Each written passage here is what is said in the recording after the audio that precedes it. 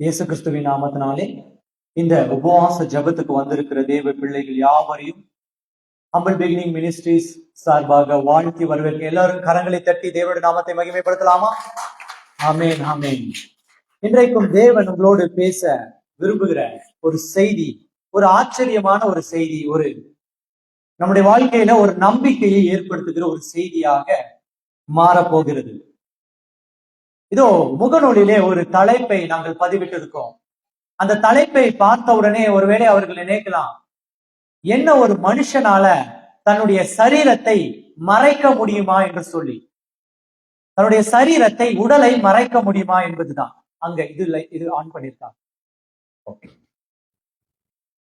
அன்பு தேவனுடைய ஜனங்களே, கிறிஸ்துவ இந்த உலகத்துல நாம் அநேக ஆச்சரியத்துக்குரிய காரியங்கள் நம்முடைய வாழ்க்கையில நடந்து கொண்டு வருகிறது இல்லையா? அநேக ஆச்சரியமான காரியம். ஒரு மனுஷனால தன்னுடைய சரீரத்தை மறைக்க முடிஞ்சிச்சுன்னா, அதாவது இன்விசிபிளா மாற முடிஞ்சிச்சுன்னா, எவ்வளவு பெரிய காரியங்கள் எல்லாம் செய்ய முடியும். நிறைய படங்கள்லாம் எடுத்திருக்காங்க நம்முடைய இந்த உலகத்துல. ஒரு மனுஷன், நான் இப்படி நின்றுட்டு இருக்கேன், என்னுடைய சரீரத்தை உடனடியாக நான் மறைத்து விடுகிறேன் என்றால் என்னால என்ன செய்ய முடியும் அப்படின்னா, எது வேணாலும் செய்ய முடியும் இல்லையா? என்ன செய்யலாம்? யாருக்கும் தெரியாமல் எந்த இடத்துக்கு வேணாலும் போகலாம், யாருக்கும் தெரியாமல் எந்த காரியத்தையும் செய்யலாம், ஒரே ஒரு தடம் கூட இல்லாமல் சரியானதையும் செய்யலாம், தவறானதையும் செய்யலாம் இல்லையா? ஆனால் இந்த உலகத்துல இந்த மனுஷன் என்ன தெரியுமா செய்யறான்? அவனுடைய சரீரத்தை ஒருவன் கேமஃபிளாஜா மாற்றி விட்டால், மறைத்து விட்டால், அதிகமாக அவன் எதைத்தான் செய்ய தூண்டப்படுகிறான் தெரியுமா? எதை செய்ய தூண்டப்படுகிறான்? தவறானதை தான் செய்ய தூண்டப்படுகிறான். சரியானதை செய்பவன் யார் இல்ல, ஒருவனும் இல்ல. வேதம் சொல்லுகிறது, இந்த உலகத்துல நீதிமான் என்று சொல்லப்படுகிறவன் ஒருவனும் இல்லை. அப்படி இருக்கும் பொழுது இன்றைய நாளின் தலைப்பு ஒரு ஃபேசினேட்டிங் தலைப்பா இருக்க போகுது. கிறிஸ்தவனால் தன்னுடைய சரீரத்தை மறைக்க முடியும், அதாவது மறுரூபமாக்க முடியும். ஒரு கிறிஸ்தவனால் முடியும். அப்படி ஒரு கிறிஸ்தவனால் மறுரூபமாக்கப்பட்ட ஒரு சரீரத்தை கொண்டு நம்மால எதையெல்லாம் செய்ய முடியும் என்று நான் இன்றைக்கு உங்களுக்கு விளக்கி, அதற்கான பிப்ளிக்கல் எவிடன்ஸ் இல்லையா, எதை சொல்லுனாலும் எதை பேச வேண்டுமானாலும் வேதாகம அடிப்படையின் ஆதாரத்தோடு தான் பேசணும். இன்றைக்கு உங்களுக்கு ஒரு காரியத்தை சொல்ல போறேன், கற்றுக் கொடுக்க போறேன். எத்தனை பேருக்கு உங்களுடைய சரீரத்தை நான் இந்த உலகத்திலிருந்து மறைக்க வேண்டும் என்று விரும்புறீங்க? ஹல்லேலூயா சொல்லுங்க. என்னங்க 2 பேர் தானா? 2 பேர் தானா? 1 லட்சம் ரூபாய், சரி 1 லட்சம் எல்லாம் ரொம்ப கம்மி தான் இந்த நாட்களில. 1 கோடி ரூபாய் ஒருவேளை உங்களை, நீங்க ஒரு நார்மலான ஃபேமிலி, மிடில் கிளாஸ் ஃபேமிலி, சரியா? ஒரு 1 கோடி ரூபாய் நீங்க ஒருத்தர்கிட்ட இந்த கடன் வாங்கி நல்ல ஹாப்பியான லைஃப் வாழ்ந்துட்டீங்க. 1 கோடி ரூபாவை ஒரு மாசத்துல காலி பண்ணிட்டீங்க, சரியா? நான் சொல்றது புரியுதா? இப்போ உங்க வீட்டை விட்டு வெளியே வரும்பொழுது நீங்க என்ன தெரியுமா முதல் நினைப்பீங்க? என்ன நினைப்பீங்க? நல்லா அந்த முந்தாணி எடுத்து மூஞ்சி ஃபுல்லா மூடி, இல்லைன்னா வந்துட்டு மாஸ்க போட்டு மொத்தமா மறைச்சி, இல்லைன்னா ஒரு அந்த காலத்துல எல்லாம் இந்த மரு, இந்த படத்துல எல்லாம் போடுவாங்க தெரியுங்களா, மரு எடுத்து இங்க இடத்துல வச்சோன்னா அப்படியே மாறு வேஷம் போட்ட மாதிரி மரு கிருவுல வச்சு மீசை கீசல வளர்த்து, மீசை இருக்கவன் மொத்தமா வலிச்சுக்கிட்டு, அந்த 1 கோடி ரூபாய் கடன் கொடுத்தவன் நம்ம பாத்திர கூடாதுன்றதுக்காக ஒழிஞ்சிட்டு ஓடுவோம் இல்லையா? அந்த 1 கோடி ரூபாய் கடன் வாங்கினவங்க கிட்ட போய் கேளுங்க, இந்த உலகத்துல உனக்கு என்ன தேவைன்னா, நான் யாரு கண்ணையும் பற்றக்கூடாதுங்க அப்படித்தானே சொல்லுவான். என்ன சொல்லுவான்? ஐயா, நான் யாரு கண்ணுலயும் பற்றக்கூடாது. ஒரு விபச்சாரி கிட்ட போய் கேளுங்க. ஒரு விபச்சாரி பல ஆண்டுகளாக ஒரு விபச்சாரம் செய்த அந்த விபச்சார ஸ்திரீ கிட்ட போய் நீங்க என்ன வாழ்க்கையில நினைக்கிறீங்க அப்படின்னா, ஐயா இப்பதான் எனக்கு ஒரு நல்ல கணவன் கிடைச்சிருக்காரு, நல்ல குடும்பம் கிடைச்சிருக்கு, எனக்கு முதல் முறையா ஒரு குழந்தை பிறந்திருக்கு, நான் என்ன நினைக்கிறேன்னா, என்னோட பாலியல் உறவு வைத்த எந்த நபருடைய முகத்திலையும் நான் பற்றக்கூடாதுன்னு நினைக்கிறேன் அப்படின்னு சொல்லுவான். நான் சொல்றது உள்வாங்கிக்கணும். நான் சாதாரணமா உங்களை மறைச்சு கொள்ளுகிறதுக்கு யாரெல்லாம் விரும்புறீங்கன்னு கேட்கும் பொழுது உங்களுக்கு அதனுடைய மதிப்பு என்னன்னு தெரியல. நான் சில எடுத்துக்காட்டு சொல்றேன், அதுக்கப்புறம் அதனுடைய மதிப்பு என்னன்னு உங்களுக்கு தெரிஞ்சிடும். அந்த விபச்சாரிக்கு தான் தெரியும், அவள் உண்மையுள்ள வாழ்க்கையை வாழும் பொழுது தன்னோடு விபச்சாரம் செய்த யாராவது ஒருத்தர் பாத்திரக்கூடாது, தன்னுடைய வாழ்க்கை நாசமாயிரும், என்னை எல்லாரிடத்துல எல்லார் கண்களிலிருந்தும் மறைச்சிட்டா போதும் நினைப்பா. அவளுக்கு காசு பணம் வேணாம், அவளுக்கு சாப்பாடு தண்ணி கூட வேணாம். அவ என்ன செய்யணுமா? அவளோடு விபச்சாரம் செய்தவர்களுடைய கண்ணுல படாமல் இருந்த போதும் நினைப்பா. வாலிப பிராயத்துல தவறு செய்யாத ஒரு மனுஷன் இந்த உலகத்தில் இல்ல, ஒரு பிறப்பு இந்த உலகத்தில் இல்ல. எல்லாருமே பாவம் செஞ்சிருப்பாங்க. அத்தனை பேருமே பாவத்தில் கர்ப்பம் தரித்து அப்படின்னு வேத வசனம் சொல்லுது. கர்ப்பம் தரிப்பதே எப்படித்தானாமா? பாவத்துக்கு தான் கர்ப்பம் தரிக்கிறோமாமா. பாவத்தில் கர்ப்பம் தரித்து. யோவான் இல்ல 8ஆம் அதிகாரத்துல எழுதப்பட்டிருக்கு 40. நீங்க அப்புறமாயிட்டு வாசிக்கலாம். அப்போ நீங்கள் உங்களுடைய தகப்பனாகிய பிசாசானவனால் உண்டானவர்கள் எழுதப்படுதுங்க. அந்த வார்த்தையை கேட்கும் பொழுது என்னுடைய இருதயத்திற்குள்ள என்னையா இது? என் தகப்பன் யாரு? கிறிஸ்தவர்களா என்னதான் நம்புறோம்? நம்முடைய தகப்பன் யாருன்னு நம்புறோம்? வாயை திறந்து பேசுங்க, தூங்காதீங்க. கிறிஸ்தவங்கள்லாம் நம்முடைய தகப்பன் யாருன்னு நம்புறோம்? ஏசப்பா தான் நம்மளுடைய தகப்பன் என்று நம்புறோம். ஆனால் யோவான் ஸ்நானகன் அங்க எழுதி வச்சிருக்கிறாரு என்னன்னு தெரியுமா? உடைய பிதாவாகிய பிசாசானவனால் உண்டானவர்கள் சொல்லி.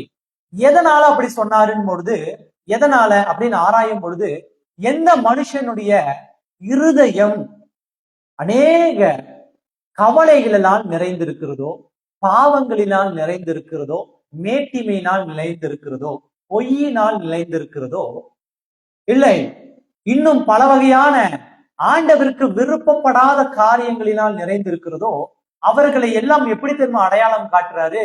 என்னன்னு? நீங்கள் உங்கள் பிதாவாகிய பிசாசானவனால் உண்டானவர்கள் என்று சொல்றாரு.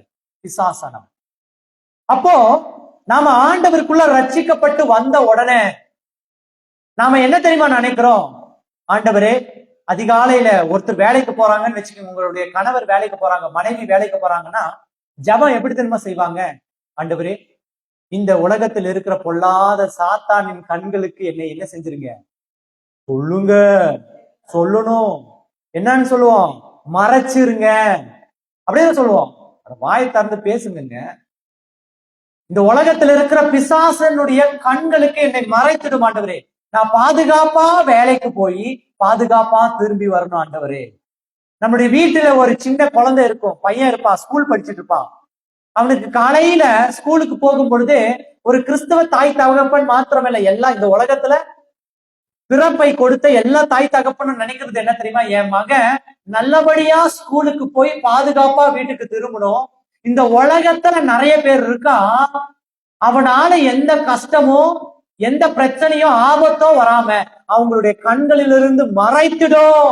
அப்படித்தானே கேட்போம். எந்த ஆண்டவனுக்கு வேணா ஜெபம் பண்ணுங்க, உங்க நபிக்கு வேணா ஜெபம் பண்ணுங்க, இல்ல வேணா வேற ஏதாவது ஹிந்து கடவுளுக்கு வேணா ஜெபம் பண்ணுங்க, சீக்கு கடவுளுக்கு ஜெபம் பண்ணுங்க, இல்ல கிறிஸ்தவ கடவுளுக்கு யாருக்கு வேணா ஜெபம் பண்ணுங்க.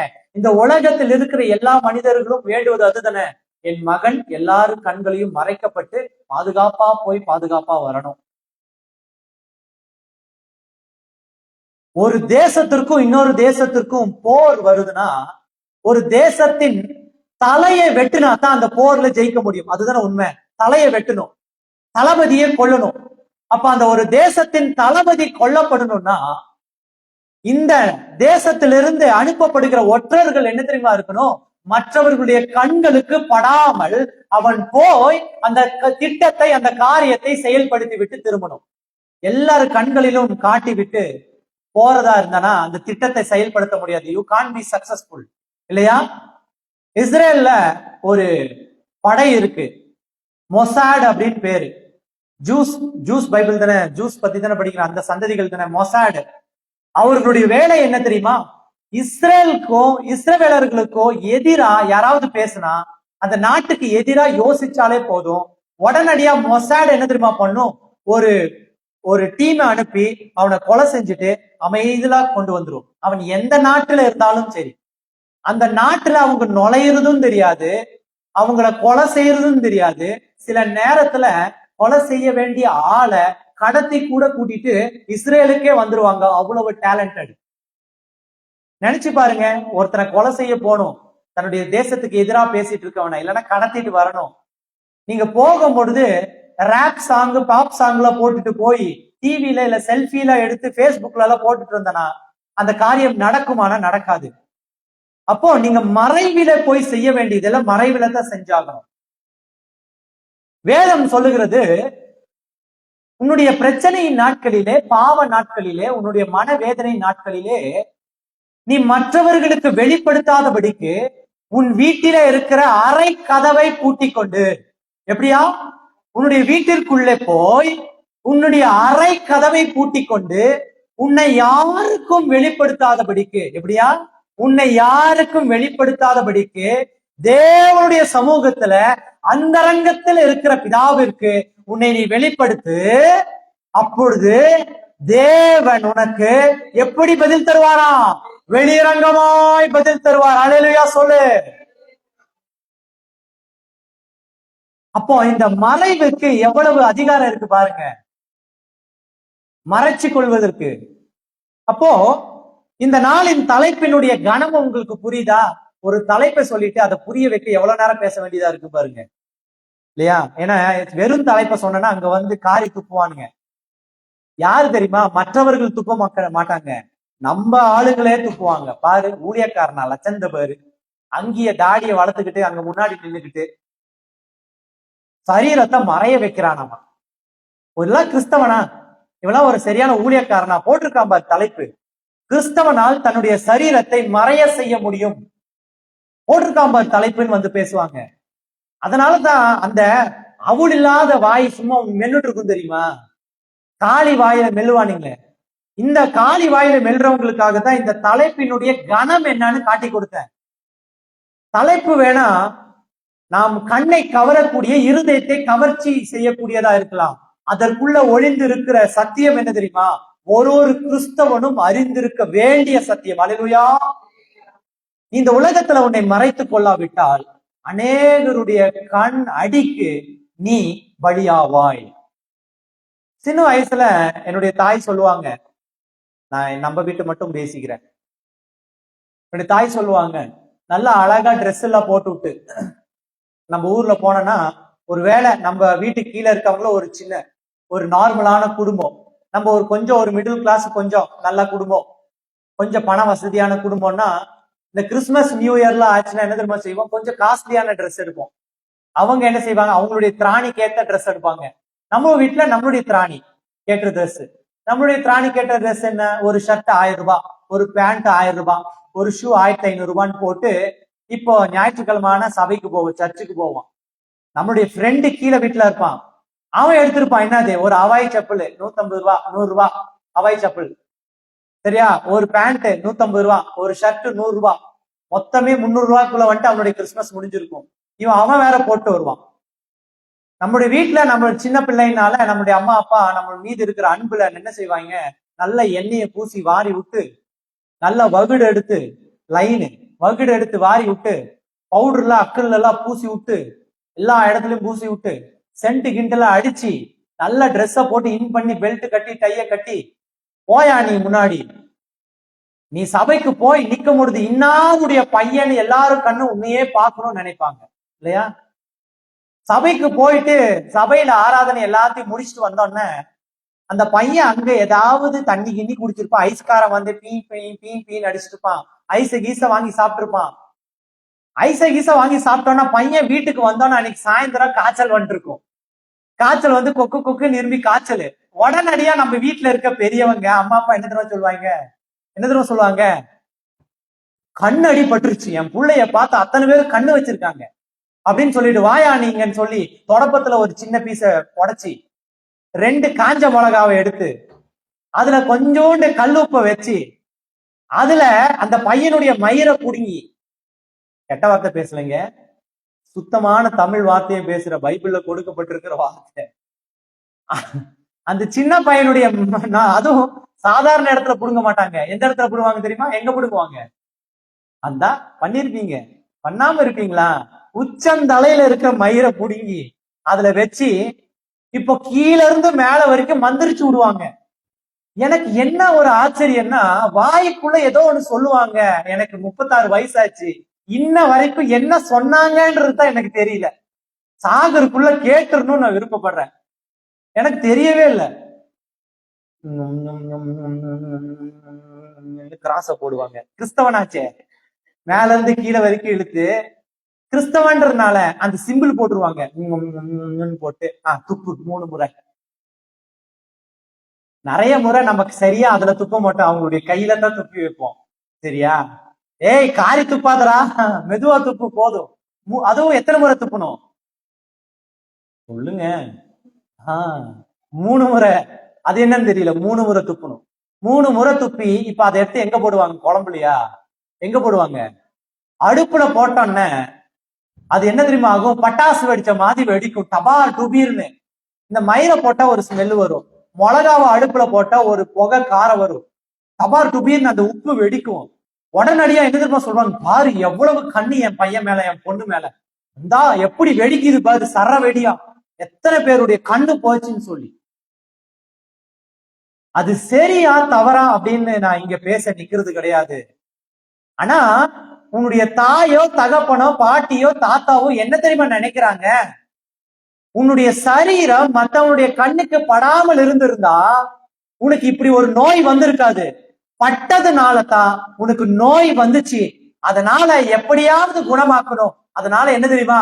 இந்த உலகத்தின் மாய மந்திரம், இந்த உலகத்தின் தந்திரம், இந்த உலகத்தின் முறைமையிலாவது சரி பண்ணணும்னு நினைக்கிறாங்க.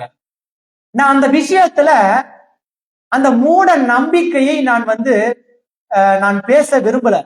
ஏன்னா இந்த கிறிஸ்தவ உலகமே இந்தியாவுல மூட நம்பிக்கை மேலதான் கட்டமைக்கப்பட்டிருக்கு. டிபேட்டுக்குள்ள யாரும் வர முடியாது ஊழியக்காரங்க.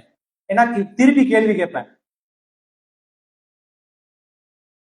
ரோம்ல இருந்து வந்த கிறிஸ்தவம் இந்தியாவுக்குள்ள வரும்பொழுது ஒரு ஹிந்து நாட்டின் மீதுதான் கட்டமைக்கப்பட்டுச்சு. இவ்வளவு ஏன், ரோமாபுரியில ஒரு கிறிஸ்தவம் உருவாக்கப்படும் பொழுது ரோமாபுரியில இருந்த மதத்தின் மீதுதான் கிறிஸ்தவமே கட்டமைக்கப்பட்டுச்சு. கான்ஸ்டன்டைன் அப்படின்றவன் அந்த ஊர்ல அந்த நாட்டு ராஜாவா இருந்தான். அங்க பாகால் வர்ஷிப் தான் இருந்துச்சு. சரியா? ஃபெர்டிலிட்டி காட் அவள். பாகால்ன்ற பெண் தெய்வம் ஃபெர்டிலிட்டி. ஃபெர்டிலிட்டிக்கு தமிழ் என்னன்னா கரு உறுதலின் கடவுள். கரு உறுதல் கடவுள். அது பலியிடுறது, தலையை வெட்டுறது, பிறந்த குழந்தைகளை போல அவன்ல இருக்கு இல்லையா? நம்ம வீட்டுல, நம்ம ஊருக்குள்ள எல்லாம் பேக்கரி இருக்கா, பேக்கரிக்கு அவன் இருக்கா, பாத்திருக்கீங்களா? அந்த மாதிரி அவனை ஏற்படுத்தி அந்த நெருப்புல போடுவாங்க குழந்தைய பலி கொடுக்கிறது. அப்படிப்பட்ட தெய்வத்தை வணங்கி கொண்டிருந்தவன் தான் கான்ஸ்டன்டைன். ஒரு நாள் ஆண்டவர் உன்னுடைய கனவுல பேசணும்னு கிறிஸ்தவத்தை ஏற்றுக்கிட்டு அவன் நினைச்சான், நாம அழியவே கூடாது. நல்லா கவனமா கேளுங்க. இந்த உலகத்துல அழியிற வரைக்கும், இந்த உலகம் அழியிற வரைக்கும் என் பேர் சொல்லணும்னா அது எதால சாத்தியம்னா இந்த உலகத்தை ஆளுகிறதுனால சாத்தியம் இல்லை. மறந்து போயிடுவோம். காந்திய மறந்துட்டோம் தானே? காந்திய மறந்து இன்னைக்கு யாரு ஞாபகம் வச்சிருக்கோம்? மோடிய ஞாபகம் வச்சிருக்கோம் இல்லையா? குஜராத்ல இருந்து வந்த காந்திய மறந்துட்டோம். அதே குஜராத்ல இருந்து வந்த வேற யாரும் ஞாபகம் வச்சிருக்கோம்? இன்னைக்கு மோடிய ஞாபகம் வச்சிருக்கோம். நாளைக்கு மோடி இறந்து போயிட்டாருன்னா வேற யாராவது குஜராத்ல இருந்து வருவான். இப்போதைக்கு குஜராத்ல இருந்து ஒருத்தன் வந்திருக்கான். யாரு? அதானி. அதானிய ஞாபகம் வைக்காதவன் யாராவது இருக்க முடியுமா? இந்தியாவிலேயே விலைக்கு வாங்கிடுவான் போல கூடிய சீக்கிரத்துல. உங்களெல்லாம் விலைக்கு வித்துருவாங்க. அவங்க கேட்கல மாட்டாங்க, உங்க குடும்பத்தை வித்துருவாங்க. நீங்க அவங்களுக்கு அடிமை. சரி விடுங்க, அதை பத்தி எதுக்கு நமக்கு.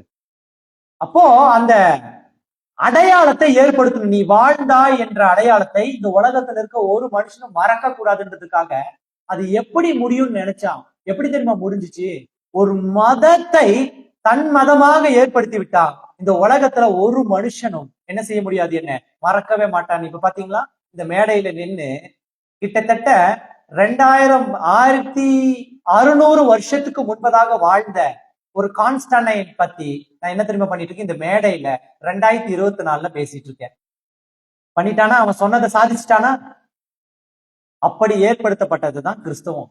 அந்த கிறிஸ்தவத்தின் அநேக பண்டிகைகள், அதனுடைய கலாச்சாரம், கிறிஸ்து நமக்கு கொடுத்த கிறிஸ்தவத்தை அவனுடைய அந்த நாட்டில இருந்த கலாச்சாரத்தின் ஏற்றாற் போல வடிவமைச்சுட்டான். சரியா? நமக்கு முழுசா கிடைக்கல. கிறிஸ்து கொடுத்த கிறிஸ்தவம் இதுவல்ல. அது யாரு வேணா சொல்லலாம், உங்களுடைய சபையில ஊழியரும் சொல்லுவாங்க. கிறிஸ்து கொடுத்த கிறிஸ்தவம் இதுவல்ல. கிறிஸ்து பிறந்த நாள் எதுன்னு நமக்கு தெரியவே தெரியாது. குத்து மதிப்பா தான் கொண்டாடிட்டு இருக்கோம். சரியா? கிறிஸ்து இறந்த நாள் எப்போன்னு தெரியாது, ஒரு குத்து மதிப்பா கொண்டாடிட்டு இருக்கோம். இந்த 40 நாள் எப்போன்னு சரியா தெரியாது. ஒரு ஒரு குத்து மதிப்பா கொண்ட எல்லா விஷயமும் பண்டிகைகளும் ஒரு ஒரு பொத்தம் பொதுவுல கொண்டாடிட்டு இருக்கோம். சரியா? அப்ப கிறிஸ்து கொடுத்ததை நாம் கொண்டாடுவது கிடையாது. அப்போ அவனை அழியாமையாய் ஏற்படுத்திட்டான் தெரியுமா அவன் பேரு. அதுக்காக தான் இந்த கிறிஸ்துவம். சரி, நான் எங்க வந்தேன்? எதனால இந்த கிறிஸ்தவம் நாம் மறுரூபமாக்கப்படணும் அப்படின்றதுக்காக தானே.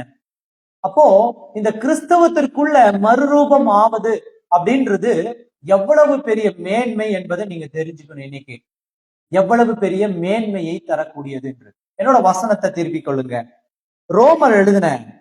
ரோமருக்கு எழுதின நிருபம், அப்போஸ்தலனாகிய பவுல் ரோமனுக்கு எழுதின நிருபம் 12ஆம் அதிகாரம் 2வது வசனம். எடுத்தவர்கள் வாசிக்கலாம். நீங்கள் இந்த பிரபஞ்சத்திற்கு ஒத்த வேஷம் தெரியாமல் தேவனுடைய நன்மையும் பிரியமும் பரிபூரணமுமான சித்தம் இன்னதென்று பகுத்தறியத்தக்கதாக உங்கள் மனம் புதிதாகிறதுனாலே மறுரூபமாகுங்கள். ஹல்லேலூயா. முதலாவது பவுல் இந்த ரோமாபுரிக்கு எழுதும் பொழுது ரோம்ல இருந்து தானே வந்துச்சு கிறிஸ்தவம், இல்லையா? ரோமன் கேத்தலிக், ரோம்ல இருந்து தாங்க வந்துச்சு கிறிஸ்தவம். அதெல்லாம் தெரிஞ்சுக்கிங்க. வரலாறு தெரியாம இங்க உட்கார்ந்தீங்கன்னா என்ன மாதிரி 1000 பேர் பேசுறவனுக்கும் அல்லேலூயா போட்டுருவீங்க. சரியா? ரோமாபுரிக்கு சொல்லுகிற ஒரு கடிதத்துல எழுதுகிறாரு. என்ன தெரியுமா எழுதுறாரு? நீ முதலாவது மனம் திரும்பி நீ என்னவா மாறுன்னு சொல்றாரு? மறுரூபமாய் மாறு. மனம் திரும்பும். முதல்ல மனம் திரும்பின பிறகு நீ எப்படியா மாறணுமாமா? மறுரூபமானவனாய் மாறுன்னு சொல்றாரு. இந்த மறுரூபம் ஆவதுனால என்ன பலன் அப்படின்றத தொடர்ந்து பவுல் அந்த ரோமாபுரியினருக்கு சொல்ல விரும்புறாரு. இப்ப ரோமாபுரிக்கு சொல்றாருன்னா யாருக்கு சொல்றாருன்னு அர்த்தம்? இப்ப படிச்சுட்டு இருக்கிற உனக்கும் எனக்கும் சொல்ல விரும்புகிறார். மறுரூபம் கிறிஸ்தவத்தில சாத்தியமா? ஒரு மனுஷன், ஒரு கிறிஸ்தவனால தன்னுடைய சரீரத்தை பேசிக்கொண்டே இருக்கும் பொழுது மறைத்து விட முடியுமா? ஒரு கிறிஸ்தவன் ஒரு பிரச்சனையான இடத்துல அங்கிருந்து தப்பிப்பதற்கு மாம்சமான சரீரத்தை மறைக்க முடியுமா? மறைத்து அங்கிருந்து தப்பித்து விட முடியுமா? ஒரு சுவிசேஷம் அறிவிக்கப்படுகிற இடத்துல அவனுக்கு எதிராக ஒரு கூட்டம் வந்து அவனை கொலை செய்ய வந்துட்டான். அந்த கொலைகாரர்களிடத்திலிருந்து அவனால தன்னை மறுரூபமாக்கி கொண்டு தப்பிக்க முடியுமா? ஒரு பிரச்சனை உள்ள ஒரு குடும்பத்துல நடுவுல நின்று கொண்டு எல்லா பிரச்சனைகளையும் சந்தித்துக் கொண்டிருக்கும் பொழுது அந்த பிரச்சனையிலிருந்து நம்மால் காப்பாற்றப்பட அந்த இடத்துல ஒருவருடைய வாய் மூடப்பட்டால் என்ன ஆகுமாமா? பாதி பிரச்சனை குறைந்து விடும். அப்ப அந்த இடத்துல நம்முடைய வாய் மூடப்பட நம்முடைய மாம்சம் மறுரூபமாக்கப்படுமா? நிறைய பேருக்கு இந்த கேள்வியில இருக்கு. எனக்கு என்னன்னா, இந்த மறுரூபம் ஆவது குறித்து கிறிஸ்தவர்கள் மாத்திரமல்ல எல்லாமே தெரிஞ்சுக்கணும். தெரிஞ்சுக்கிட்டா என்ன நடந்திருக்காதுன்னு நான் கொஞ்சம் அனுமானிச்சு என்னுடைய ஆதங்கத்தில இருந்து சொல்லுறேன். ஒருவேளை கொல்கட்டாவில அந்த பெண் மருத்துவர் கற்பழிக்கப்பட்டார் இல்லையா? பாலியல் வன்புணர்ச்சி செய்யப்பட்டார் இல்லையா? அந்த பாலியல் வன்புணர்ச்சி செய்யப்படும் பொழுது ஒருவேளை அந்த அம்மாக்கு, அந்த பெண்ணுக்கு கிறிஸ்துவை பற்றியும் கிறிஸ்துவத்தை பற்றியும் இதோ இந்த மறுரூபமாக்கப்படுவது பற்றியும் தெரிஞ்சிருந்துச்சுன்னா அந்த பிரச்சனையான நேரத்துல தன்னை பாலியல் சீண்டலுக்கு ஆட்படுத்தி தன்னை கட்டி வைத்தோ பலவந்தமா சீரழித்து கொண்ட அந்த சூழ்நிலையில ஒருவேளை அந்த அம்மா, ஆண்டவரே என் தேவனே என் சரீரத்தை மறுரூபமாக்குங்க அப்படின்னு சொல்லியிருந்தா ஒருவேளை அந்த பெண்ணை கற்பழிக்க நினைச்சவனுடைய கண்களுக்கு அந்த மாம்சம் தெரியாமல் இருந்திருக்குமோ என்ற சின்ன ஆதங்கம் தான் எனக்கு. ஹல்லேலூயா, ஹல்லேலூயா. ஒரு சின்ன ஆதங்கம் எனக்கு இருக்கும். இந்த வேத வசனத்தை படிக்கும் பொழுது எனக்குள்ள அது தோணுச்சு. அந்த அம்மாவை, அந்த பெண்ணை அந்த மார்ச்சரியில அது என்ன பண்ணுவாங்க?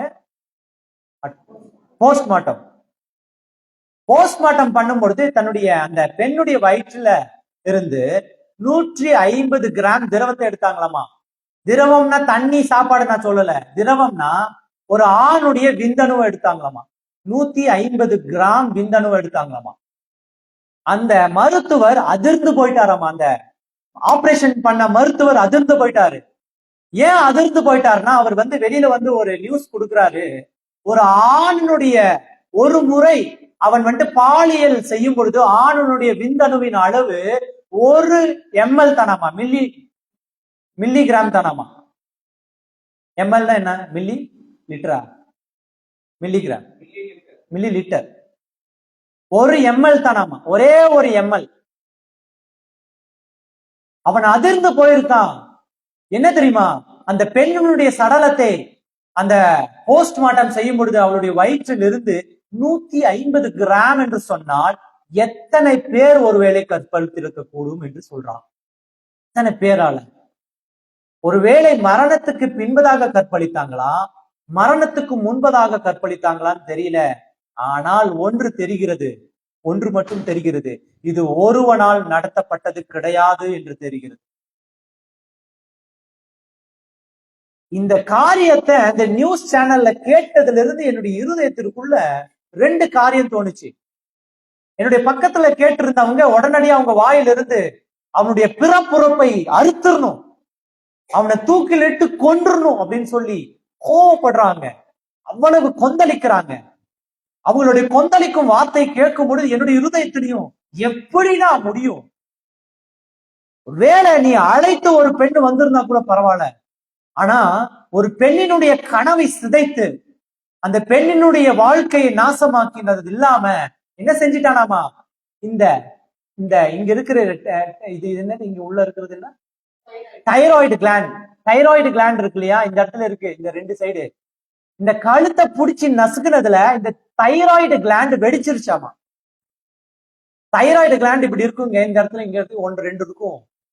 அவன் என்ன பண்ணிருக்க, யாரோ என்ன பண்ணிருக்கான், கொலை செய்யறதுக்கா எதற்குன்னு தெரியல, இந்த கழுத்தை புடிச்சு நசுக்கி இருக்கா. நசுக்குனதுல இப்படி நசுக்குனானா இப்ப எதுவும் தெரியல, அந்த தைராய்டு கிளாண்ட்ஸ நசுக்கி வெடிக்க வச்சிருக்கான். எவ்வளவு கொடூரம் பாருங்க, எவ்வளவு கொடூரம் பாருங்க. அந்த நேரத்துல என்னுடைய கண்ணுக்கு தெரிந்த வசனம் இது. அப்ப எனக்குள்ள ஒரு போராட்டம், ஒரு ஆதங்கம். ஏன் ஆண்டவரே, எதனால ஆண்டவரே? ஒரு நிமிஷம் அந்த பிள்ளைக்கு இந்த ஜீவனுள்ள வசனம் தெரிஞ்சிருந்தா, ஒரு நிமிஷம் தன்னுடைய கண்கள், ஏதோ ஒரு மனுஷனுடைய கண்கள் பாலியல் உணர்வோடு, தவறான உணர்வோடு பார்க்கும் பொழுது அந்த சரீரத்தை நீங்க மறைச்சிருப்பீங்களே ஆண்டவரே, அந்த பெண்ணு செத்து போகாமல் இருந்திருப்பாளே இன்னைக்கு ஆண்டவரே. இவ்வளவு கொடுமையான ஒரு கொலை நடந்திருக்காமல் இருந்திருக்குமே. அந்த ஆளும் இன்னைக்கு ஜெயிலுக்கு போய் அவனுடைய வாழ்க்கையும் நாசமாச்சு. அந்த ஆளினால அவனுடைய குடும்பம், தாய், தகப்பன், அவனுக்கு சகோதரிகள் இருந்தனா எல்லாரும் வெறுக்கப்படுவாங்க. இப்போ அந்த ஒரே பெண், அவனுடைய குடும்பம் நாசமாயிருச்சு.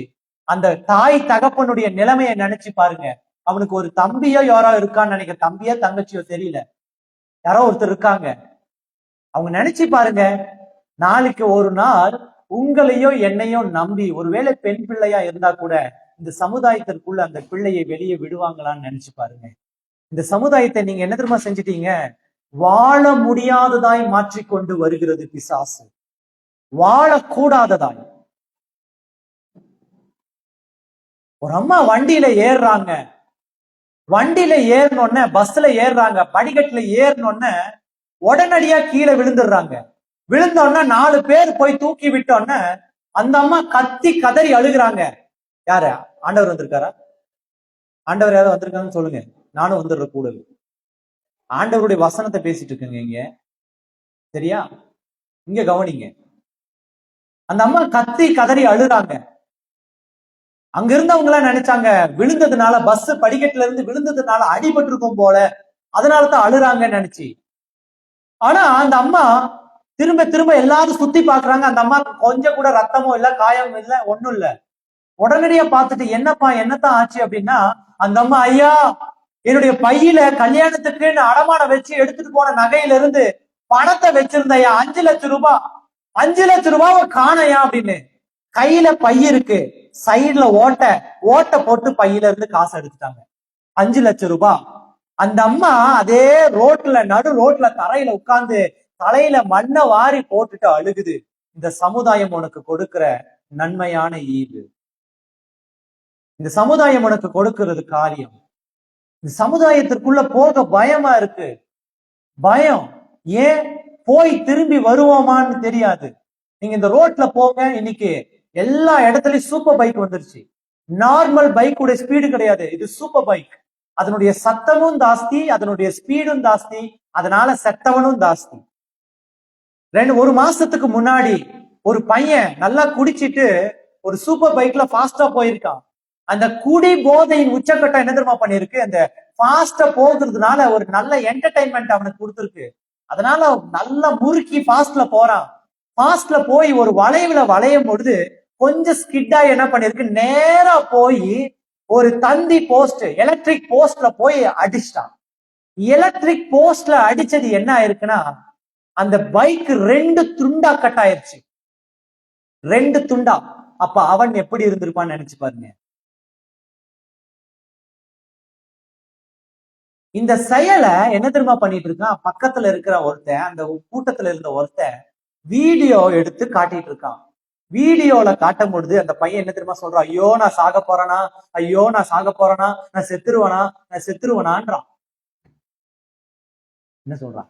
ஐயோ நான் சாக போறேன், நான் செத்துருவனா, என்ன காப்பாற்ற முடியாதா, என்ன செத்துருவனான்னு. அதை என்ன பண்ணிட்டு இருக்கான்? இன்னொருத்தன் என்ன பண்ணிட்டு இருக்கான்? வீடியோ எடுத்துட்டு இருக்கான். வீடியோ எடுத்து சொல்லு, நல்லா சொல்லு. கால் கை போயிடுச்சு, பரவாயில்ல, நல்லா ஆளு. இந்த சமுதாயத்தை பத்தி பேசிட்டு இருக்கேன். நாம வெளியில வாழுகிற சமுதாயம். ஒரு கணவன் மனைவியினுடைய தாம்பத்திய உறவையும் தன்னுடைய கணவன் மனைவியினுடைய பிரிவினைக்கு காரணம் யாரு தெரியுமா? யாரா இருக்கும்? இந்த உலகத்தின் இச்சை, இந்த உலகத்தின் மனிதர்கள். நான் மும்பையில போய் ஊழியம் செய்ய தேவன் ஒரு வாய்ப்பை கொடுத்தாரு. மும்பைக்கு பிளைட் ஃபர்ஸ்ட் ஏறுறேன். அதுவே எனக்கு பெரிய ஒரு சந்தோஷமா இருந்துச்சு. ஃபர்ஸ்ட் பிளைட்ல ஏறி சுத்தி கித்தி பார்த்தேன். ஏதோ பெல்ட் போடணுமே, எங்கடா இருக்கு அந்த பெல்ட், எப்படி போறதுன்னு. பெருசா ஒண்ணுல கார் பெல்ட் மாதிரி தான். நான் கூட என்னமோ நினைச்சேன், ஒன்னும் பெருசா இல்ல. ஆனா எது தெரியுமா பெருசா இருந்துச்சு? இந்த டேக் ஆஃப் பண்ணும் போதும் லேண்டிங் பண்ணும் போது தான் வயிற்றுக்குள்ள பட்டாம்பூச்சி பறந்துச்சு. மத்தபடி வேற ஒண்ணும் கிடையாது, பெருசா ஒண்ணும் கிடையாது. அங்க போய் ஊழியம் செய்ய நான் உட்கார்ந்து கொண்டிருக்கும் பொழுது அந்த இடத்தில் ஜபத்துக்கு வந்த சில வாலிப பெண்களுடைய வாழ்க்கையை பற்றி தெரிந்து கொள்ள ஒரு வாய்ப்பு கிடைச்சிச்சு.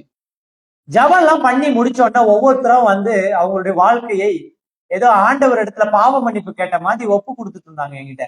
இந்த மாதிரி ஆயிடுச்சு, இந்த மாதிரி ஆயிடுச்சு, நீங்க ஜபம் பண்ணதெல்லாம் உண்மைதான், நீங்க வெளிப்படுத்தினதெல்லாம் உண்மைதான் அப்படின்னு சொல்லிட்டு. அதுல பிரதானமா பார்க்க போனா அத்தனை பேருமே கணவனை கைவிட்டவர்கள், மனைவியை கைவிட்டவர்கள். இவர்களுக்குள்ள கைவிட பிரதானமான காரணம் என்ன அப்படின்னு எட்டி பார்த்தோம்னா, முதல் காரியம் என்ன தெரியுமா? சந்தேகம். முதல் காரியம் ஈகோலாம் கிடையாது. முதல் காரியம் என்ன தெரியுமா? சந்தேகம். எதனால சந்தேகம் வந்துச்சுன்னா, ஒன்னா மனைவியை விட கணவன் கொஞ்சம் ஜாஸ்தி சம்பாதிக்கிறவனா இருக்கிறான், இல்லனா கணவனை விட மனைவி கொஞ்சம் ஜாஸ்தி சம்பாதிக்கிறான். இது ரெண்டும் இல்லைன்னா மனைவி கொஞ்சம் அழகானவளா சௌந்தரியவளா இருக்கிறா, இல்லனா கணவன் கொஞ்சம் ஹேண்ட்ஸமா இருக்கிறான், நல்லா கொஞ்சம் பொலி உள்ளவனா இருக்கிறான். பிரச்சனையே இதுதான். இவர்களுடைய சின்ன பிரிவினை 2 நாள் பிரச்சனை, 1 வாரம் ஆகுது, 1 மாதம் ஆகுது, 6 மாதம் ஆகுது, 1 வருஷம் ஆகுது. இந்த 1 வருஷத்துல இவருடைய பிரிவினைகளுக்குள்ள 2 பேர் இந்த மூலையிலும் இந்த மூலையிலும் இருக்காங்க. இந்த 2 பேருடைய பிரிவினை இருதயங்களுக்குள்ள இடைப்பட்ட இடத்துல எத்தனை காரியம் நுழைஞ்சிருக்கு தெரியுமா? அவனுடைய ஃப்ரெண்டு, அவன் கூட படிச்ச பையன், கூட படிச்ச பொண்ணு, பக்கத்து வீட்டு பொம்பளை, பக்கத்து வீட்டு ஆம்பளை, கூட வேலை செய்யறவன், வேலை செய்யாதவன், ரோட்ல நடந்துட்டு போறவன், நடந்துட்டு போகாதவன், கேப் டிரைவரு, ஏன் சில நேரத்துல ஊழியக்காரன், ஏன் சில நேரத்துல அம்மா அப்பா தாத்தா பாட்டி சகோதர சகோதரிகள்னு இத்தனை பேர் 2 பேருக்கு நடுவுல என்ன இருக்காங்க? தடையா மாறி நிக்கிறாங்க. இத்தனை பேரையும் தாண்டி இப்ப என்ன தெரியுமா ஆகணும்? இந்த 2 இருதயங்கள் மறுபடியும் ஒண்ணு சேர்ந்து வேத வசனம் சொல்லுகிறது போல, தேவன் நினைத்ததை மனுஷன் பிரிக்காதிருக்க கடவன் என்ற அந்த வார்த்தையை நிறைவேற்றணும்னா எவ்வளவு கஷ்டம் நினைச்சு பாருங்க, எவ்வளவு கஷ்டம் நினைச்சு பாருங்க. அங்க வந்தவங்க சொல்றாங்க, ரொம்ப தூரம் போயிட்டோம், அவருடைய ஞாபகம் கூட எனக்கு இல்லைன்றாங்க. 3 வருஷம் ஆயிடுச்சு பாஸ்டர், ரொம்ப தூரம் போயாச்சு. ஒரு குழந்தை இருக்கான அவருடைய ஞாபகம் கூட எனக்கு இல்லை. இப்போ நான் வேற ஒரு லைஃப்பை பார்த்துட்டு இருக்கேன். வேற ஒரு லைஃப்ல நான் செட்டில் ஆயிடலான்னு முடிவு பண்ணியிருக்கேன். டிவோர்ஸே ஆகல, ஆனா வேற ஒரு லைஃப் செட்டில் ஆகலான்னு முடிவு பண்ணிருக்கேன். நீங்க எனக்காக ப்ரேயர் பண்ணுங்க. எதுக்கு? புது புருஷன் வேணும்னு. அட உண்மைதாங்க. I'm not lying. இதை ஒருவேளை அந்த அம்மா கூட பார்க்கலாம். செருப்ப கழட்டி மூஞ்சில் அடிச்ச மாதிரி இருக்கணும்ன்றதுக்காக தான் பேசுறேன். நேற்று முன்தினத்துல என்னுடைய தாய் கூட சொல்லியிருந்தாங்க ஒரு வார்த்தை. நீ மேடையில ஏறினா என்ன பேசுறேன்னு உனக்கே தெரியுது இல்லை, எனக்கு எப்படி தெரியும்? பேசுகிறவர் ஆவியானவர். எனக்கு நான் பேசுறது என்னன்னு எனக்கு தெரிஞ்சிச்சுன்னா இந்த இடத்துல எவ்வளவு பெரிய கூட்டம் இருக்கும், என் பேங்க்ல எவ்வளவு அக்கௌண்ட் இருக்கும் தெரியுமா? நான் பேசுவது எனக்கு தெளிவா தெரிஞ்சதுன்னா இன்னைக்கு என்னுடைய பேங்க்ல கம்மினா 2 லட்சம் 3 லட்சம் ரூபாய் இருக்கும். இந்த வண்டிக்கு பதிலா இதுக்கு ஈக்குவலான 2 வண்டி கார் என்னுடைய வீட்டுல நின்றுட்டு இருந்திருக்கும். நான் நினைச்ச காரியத்தை என்னால சாதிக்க முடிஞ்சிருக்கும். நான் ஆவியானவரை பேச விட்டு நிக்கிறதுனால தான் அநேகரால் பகைக்கப்படுகிறேன், அநேகரால் தூஷிக்கப்படுகிறேன், அநேகரால் விரும்பப்படாதவனால் மாற்றப்பட்டு கொண்டிருக்கிறேன். இப்ப ஆண்டவர் இடத்துல நான் கேட்பது என்ன தெரியுமா? இதோ இவர்களுடைய கல் எறிதலையும், இவர்களுடைய புறங்குறுதலையும், இவர்களுடைய விண்ணப்பங்களையும், இவர்களுடைய கோபங்களையும் என் மீது ஆண்டவரே படும் பொழுது நான் என்னுடைய சரீரத்தினாலே அதை தடுக்காதபடிக்கு என்னை மறுரூபமாக்கும் என்று சொல்றேன். ஹல்லேலூயா, ஹல்லேலூயா. அப்ப இந்த சமுதாயம் நமக்கு என்ன கொடுக்குது? நீ எவ்வளவு நன்மை செய்தாலும் திரும்ப உனக்கு எதைத்தான் கொடுக்குது? தீமையை கொடுக்கிறது. உன் மீது கல்லெறிகிறது. கிறிஸ்து இயேசு நன்மை செய்தார். அவரை என்னத்தான் செய்ய நினைச்சாங்க? கல்லெறிந்து கொலை செய்யத்தான் நினைச்சாங்க.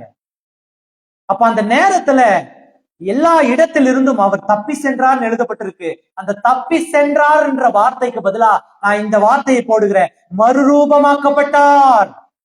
மறுரூபமாக்கப்பட்டார். அது எப்படி சாத்தியம்? நான் இங்க இருந்து ஒரு கல் எடுத்து தம்பி சுதன் மேல அடிக்கிறேன்னா, தம்பி சுதனுக்கு ஆண்டவருடைய வசனத்தின் மீதும் ஆவியானவர் மீது வைராக்கியமும் எழுப்புதலும் பற்றுதலும் இருந்துச்சுன்னா நான் வீசுற கல் தம்பி சுதன் மீது படுவது கிடையாது. அனுமதிப்பதில்லை தேவன். ஆனால் தேவன் அனுமதித்தால் அதை என்ன செய்ய முடியாதா? நம்மளால மாற்ற முடியாது. ஹல்லேலூயா. ஒருவேளை என்னத்தான் நீ பரிசுத்தவதியா பரிசுத்தவானா இருந்தாலும் ஒருவர் மீது கல்லெறியப்படும் பொழுது அது தேவன் அனுமதித்து படணும்னு நினைச்சா பட்டுத்தான் ஆகும். ஆனால் நீ மறுரூபமாக்கப்பட வேண்டும் என்று இருந்தால் உன் மீது எரியப்படும் கற்கள் என்னவா மாறிடுமா? உன்னை மேற்கொள்வதில்லை. ஹல்லேலூயா. அநேகருடைய பேச்சு மேற்கொள்றது கிடையாது. என்னை மேற்கொண்டிருந்தா இந்த ஊழியத்தை தூக்கி வீசிட்டு மறுபடியும் டியூஷன் சென்டருக்கு போயிருப்பேன், ஏதாவது ஒரு பொழப்ப தேடிட்டு போயிருப்பேன்.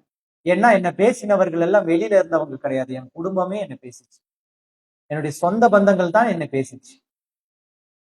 அந்த நேரத்துல அதிகமா நான் கோவப்பட்டது என்னன்னா, நான் தான் இருக்கிறதுலே பொல்லாதவன் என்று எல்லாருக்கும் தெரியுமே. நான் தான் இப்ப ஆண்டவருக்குள்ள கொஞ்சம் பரிசுத்தமான வாழ முயற்சி செய்றேனே. ஆனால் ஏன் இவர்களுடைய கண்கள்ல நான் இன்னும் பொல்லாதவனாவே பாவியாவே தெரிந்து கொண்டிருக்கேன்னு ஆண்டவர் இடத்துல போராட்டம். மனுஷன் கூட போராடுறது வேஸ்ட். இப்படிப்பட்ட சூழ்நிலையில எனக்கு கிடைத்த வரப்பிரசாதமான வார்த்தை என்ன தெரியுமா? என்னது? மறுரூபம்ன்ற வார்த்தை.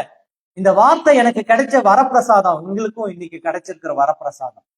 உங்களுடைய வீட்டுல உங்களுக்கு கட்டாய மதிப்பு மரியாதை இருக்காது. நீங்கள் வேலை செய்கிற ஸ்தலத்துல, இந்த சமுதாயத்துல எத்தனையோ பிரச்சனையின் மத்தியில அப்ப நம்ம மறுரூபமாக்கப்படுகிறது என்ற அந்த வார்த்தை எது தெரியுமா? மறுரூபமாக்கப்படுகிறது அங்க தெளிவா சொல்லுது. எது மறுரூபமாக்கப்படுகிறது? மனம் புதிதாகிறதுனாலே என்ன ஆகுறீங்களாமா? மறுரூபமாக்கப்படுகிறீர்கள். அதாவது மறுரூபமாகுங்கள். மனசு தான் முதல்ல மாறணும். அப்பதான் எனக்கு தெரிஞ்சிச்சு, என் வீட்டுல என்னென்னலாம் பேசுனா என்ன தூஷிக்கிறாங்க, என் சொந்தக்காரங்க எல்லாம் என்ன தவறா பேசி நான் ஒரு ஊழியக்காரனா மாறுற இந்த ப்ராசஸ்ல இவன் காசுக்காக ஊழியம் செய்யறான், பொழப்புக்காக ஊழியம் செய்யறான், சோத்துக்காக ஊழியம் செய்யறான், இவன் பிரசித்தி பெற பேசுறான். இப்படிப்பட்ட நிறைய வார்த்தை என் மேல போடும் பொழுது எனக்கு காயப்பட்டுட்டே இருந்துச்சு. நான் யோசனை பண்ண, கல்ல எரிஞ்சாதான் காயப்படும். தூரத்துல இருந்து 100 கிலோமீட்டர் 200 கிலோமீட்டர் தூரத்துல இருந்து பேசுற வார்த்தை எப்படியா எனக்கு காயப்படும்? படுமா? நான் இங்க இருந்து ஒரு வார்த்தையை தூக்கி வீசினா உங்களுக்கு காயப்படுமா? படாதா? சரீரத்தை காயப்படுத்துறது பிசிக்கலா தானே இருக்கும், பிசிக்கல் திங்கா தான் இருக்கும். ஆனா என்னுடைய வார்த்தை உங்களுடைய கண்ணுக்கு தெரியுதா? ஆனா ஒரு கல் எரியறதை காட்டிலும் வார்த்தை அதிக காயப்படுத்துகிறது. என்னால தாங்க முடியல, என்னால மேற்கொள்ள முடியல. அப்போ நான் எதை தெரியாமல் இருந்திருக்கேன் அப்படின்றத தேவன் அன்னைக்கு கற்றுக் கொடுத்தாரு. என்ன தெரியுமா தெரியாமல் இருந்திருக்கேன்? நான் தேவனுடைய ஊழியத்தை செஞ்சுட்டு இருக்கேன், தேவனுக்காக வாழ்றேன், தேவனுக்காக மற்றவர்களுக்காக ஜெபிக்கிறேன், உபவாசிக்கிற எல்லாம் பண்ணியிருக்கேன். ஆனால் என் மீது பேசப்படுகிற அந்த வார்த்தையை நான் தாங்கி கொள்ளுகிற மனநிலை, மன பக்குவத்துக்கு வரல. ஏனென்றால் இங்க சொல்லுது, மனதை நான் புதிதாக்கவில்லை, பழையதாவே வச்சிருக்கேன். ஹல்லேலூயா. அப்போ ஒரு மனுஷனை பார்க்கும் பொழுது என்னுடைய இருதயத்திற்குள்ள என்ன தெரியுமா நினைச்சிருக்கேன்? ஆஹா, தெரிஞ்சவங்களாச்சே, நம்ம பைபிள்ல இருந்து 2 வார்த்தையை பேசி ஜபம் பண்ணா இவங்க என்னத்த நினைப்பாங்க அப்படின்னு தானே நினைப்பாங்கன்னு அந்த நாள் வரைக்கும் நினைச்சிட்டு இருந்திருக்கேன். என்னைக்கு தெரியுமா என்னுடைய வாழ்க்கை மாறினது? நான் என்றைக்கு என்னுடைய இருதயத்தை புதிதாக்க தொடங்கி என்னுடைய இருதயத்தை மறுரூபமாக்குனானோ, இப்போ உங்க கண்ணு முன்னாடி நின்று என்ன காரி துப்புனாலும் எனக்கு என்ன இல்லைன்னு அர்த்தம்? சூடு, சொரணை, வெக்கம், மானம் எதுவுமே கிடையாதுன்னு அர்த்தம். இந்த விஷயங்கள் எல்லாம் இருந்துச்சுன்னா தேவனுடைய ஜனமாய் வாழ முடியும். ஏசாயா 50ஆம் அதிகாரத்தை நீங்க படிச்சு பாருங்க வீட்டுல போய். ஒரு மனுஷனுக்கு சூடு, சொரணை, வெக்கம், மானம் எல்லாம் இருந்துச்சுன்னா நீங்க தேவனுடைய பிள்ளையாவே வாழ முடியாதாம். ஒருவன் வந்து உங்களுடைய முகத்துல துப்பிடுவான், நீங்க அவனுக்காக என்ன செய்யன்னு சொல்லுது? அந்த துப்பினதை துடைத்து விட்டு ஜபம் பண்ணுன்னு. ஏன் தெரியுமா ஜபம் பண்ண சொல்லுது? உன் முகத்தை தேவன் கற்பாறையா மாத்திருக்காருன்னு. அப்ப நீங்க தொட்டு பாருங்க, உங்க மூஞ்ச தொட்டு பாருங்க, புசு புசுன்னு இருக்கும். தொட்டு பாருங்க, பிசிக்கல் நம்ம எல்லாமே செஞ்சு பார்த்தா தான் தெரியும். முகம் பாருங்க, சதையும் நரம்பு ரத்தமும் இருக்கிற இதுல பொருளா இருக்கு இல்லையா, ஒரு ஒரு ஒரு பிளஷ். அப்ப கற்பாறையா மாறலையே. ஆண்டவர் சொல்றாரு வசனத்துல என்னன்னு? கற்பாறையாயின்னு. அந்த கற்பாறைன்ற வார்த்தை என்னவா மாறி இருக்கு உனக்குள்ள? மாறணும், மறுரூபமாய் மாறணும். மறுரூபமாய் மாறணும்னா அந்த வசனத்தை உன்னுடைய இருதயத்திற்குள்ள நீ முதல்ல பதிக்கணும். ஒருத்தர் திட்டினோடனே அடுத்த நிமிஷம் நீ என்னவா நினைக்கணும்? என்னவா நினைக்கணும்? அந்த வார்த்தை என்னை மேற்கொள்ளாது, ஏனென்றால் நான் மறுரூபமாக்கப்பட்ட மனுஷி, மறுரூபமாக்கப்பட்ட மனுஷன் என்று நீ முதலிலே நம்பணும். சரி, நம்ம ஜபத்துக்கு கூடிய விரைவில் அநேக யூத் எல்லாம் வரணும்னு நம்ம ஜபம் பண்ணணும். யூத் எதற்காகன்னா, இந்த யூத் தான் அடுத்த ஜெனரேஷனுக்கு இந்த சத்தியத்தை எடுத்து செல்ல முடியும். இவர்களால் தான் முடியும். இவர்களை கவர்வதற்கு என்னால வந்துட்டு ஹேட்டு, ரேபான் கிளாஸு, பிளிப்லாப் ஷூவு, ஜீன்ஸ் பேண்ட்டு, டிஷர்ட்டை பாதி சொருகி பாதி சொருகாம இங்கெல்லாம் சரைச்சிக்கிட்டு டான்ஸ் எல்லாம் ஆடி இம்ப்ரெஸ் பண்ண முடியுறதுல எனக்கு விருப்பம் இல்லை. அதனால இது ஒருவேளை யாராவது பார்த்துட்டு இருந்தீங்கன்னா, தேவனுடைய ராஜ்யத்தை கட்டணும்ன்ற ஒரு பாரம் இருந்துச்சுன்னா, பெண்ணோ ஆணோ தயவா இந்த ஊழியத்துல வந்து ஜெபத்துல கலந்து கொள்ளுங்க. எதற்காக நான் சொல்ல விரும்புகிறேன் என்றால், உங்களுக்கு ஒரு யூத்தை பத்தி சொல்ல போற ஒரு யூத்தினுடைய ஒரு கதை. கதை என்னன்னா தூங்கக்கூடாது. கதை சொல்றாருப்பா நல்லா தூங்கலாம் அப்படின்னு தூங்கிறாதீங்க. அவருடைய வாழ்க்கை இந்த உலகத்துல 40 வருஷம் தான், 40 இயர்ஸ் தான் வாழ்ந்தாரு. அந்த 40 இயர்ஸ்ல 14 வருஷத்தை மைனஸ் பண்ணிட்டா மீதி எவ்வளவு இருக்கும்? 14 வருஷத்தை மைனஸ் பண்ணிட்டா 40 மைனஸ் 14 26 வருஷம். 26 வருஷம் மாத்திரம்தான் கிறிஸ்துவுக்காக வாழ்ந்த ஒரு மனுஷன். சரியா? 26 வருஷம் தான். உங்கள சிலர் நான் கேட்டேன்னா நீங்க சொல்லுவீங்க, நான் கிறிஸ்தவனாய் மாறி 40 வருஷம் ஆச்சு, 30 வருஷம் ஆச்சு, 50 வருஷம் ஆச்சு, 60 வருஷமா கிறிஸ்தவ வாழ்க்கைக்குள்ள இருக்கேன்னு சொல்லுவீங்க. இங்க ஒரு மனுஷன் இருக்கான். அம்மா கொஞ்சம் தண்ணி எடுத்து இந்த முகரைங்களை எல்லாம் கொஞ்சம் தெளிச்சு விடு. இதுங்க தூங்குறது பார்த்தோன்னா எனக்கு வசனமே வாயில இருந்து வர மாட்டேங்குது. தூங்குறாங்களா இல்ல ஆவியில மறுரூபம் ஆயிட்டாங்களான்னு தெரியும். நான் மறுரூபம் சொன்னோன்னே நிஜமாவே மறுரூபம் ஆயிட்டாங்களான்னு தெரிய மாட்டேங்குது.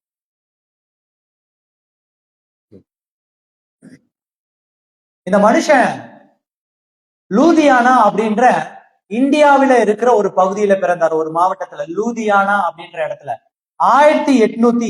89 செப்டம்பர் 13 ஒரு சீக்கிய குடும்பத்துல பிறந்தார்.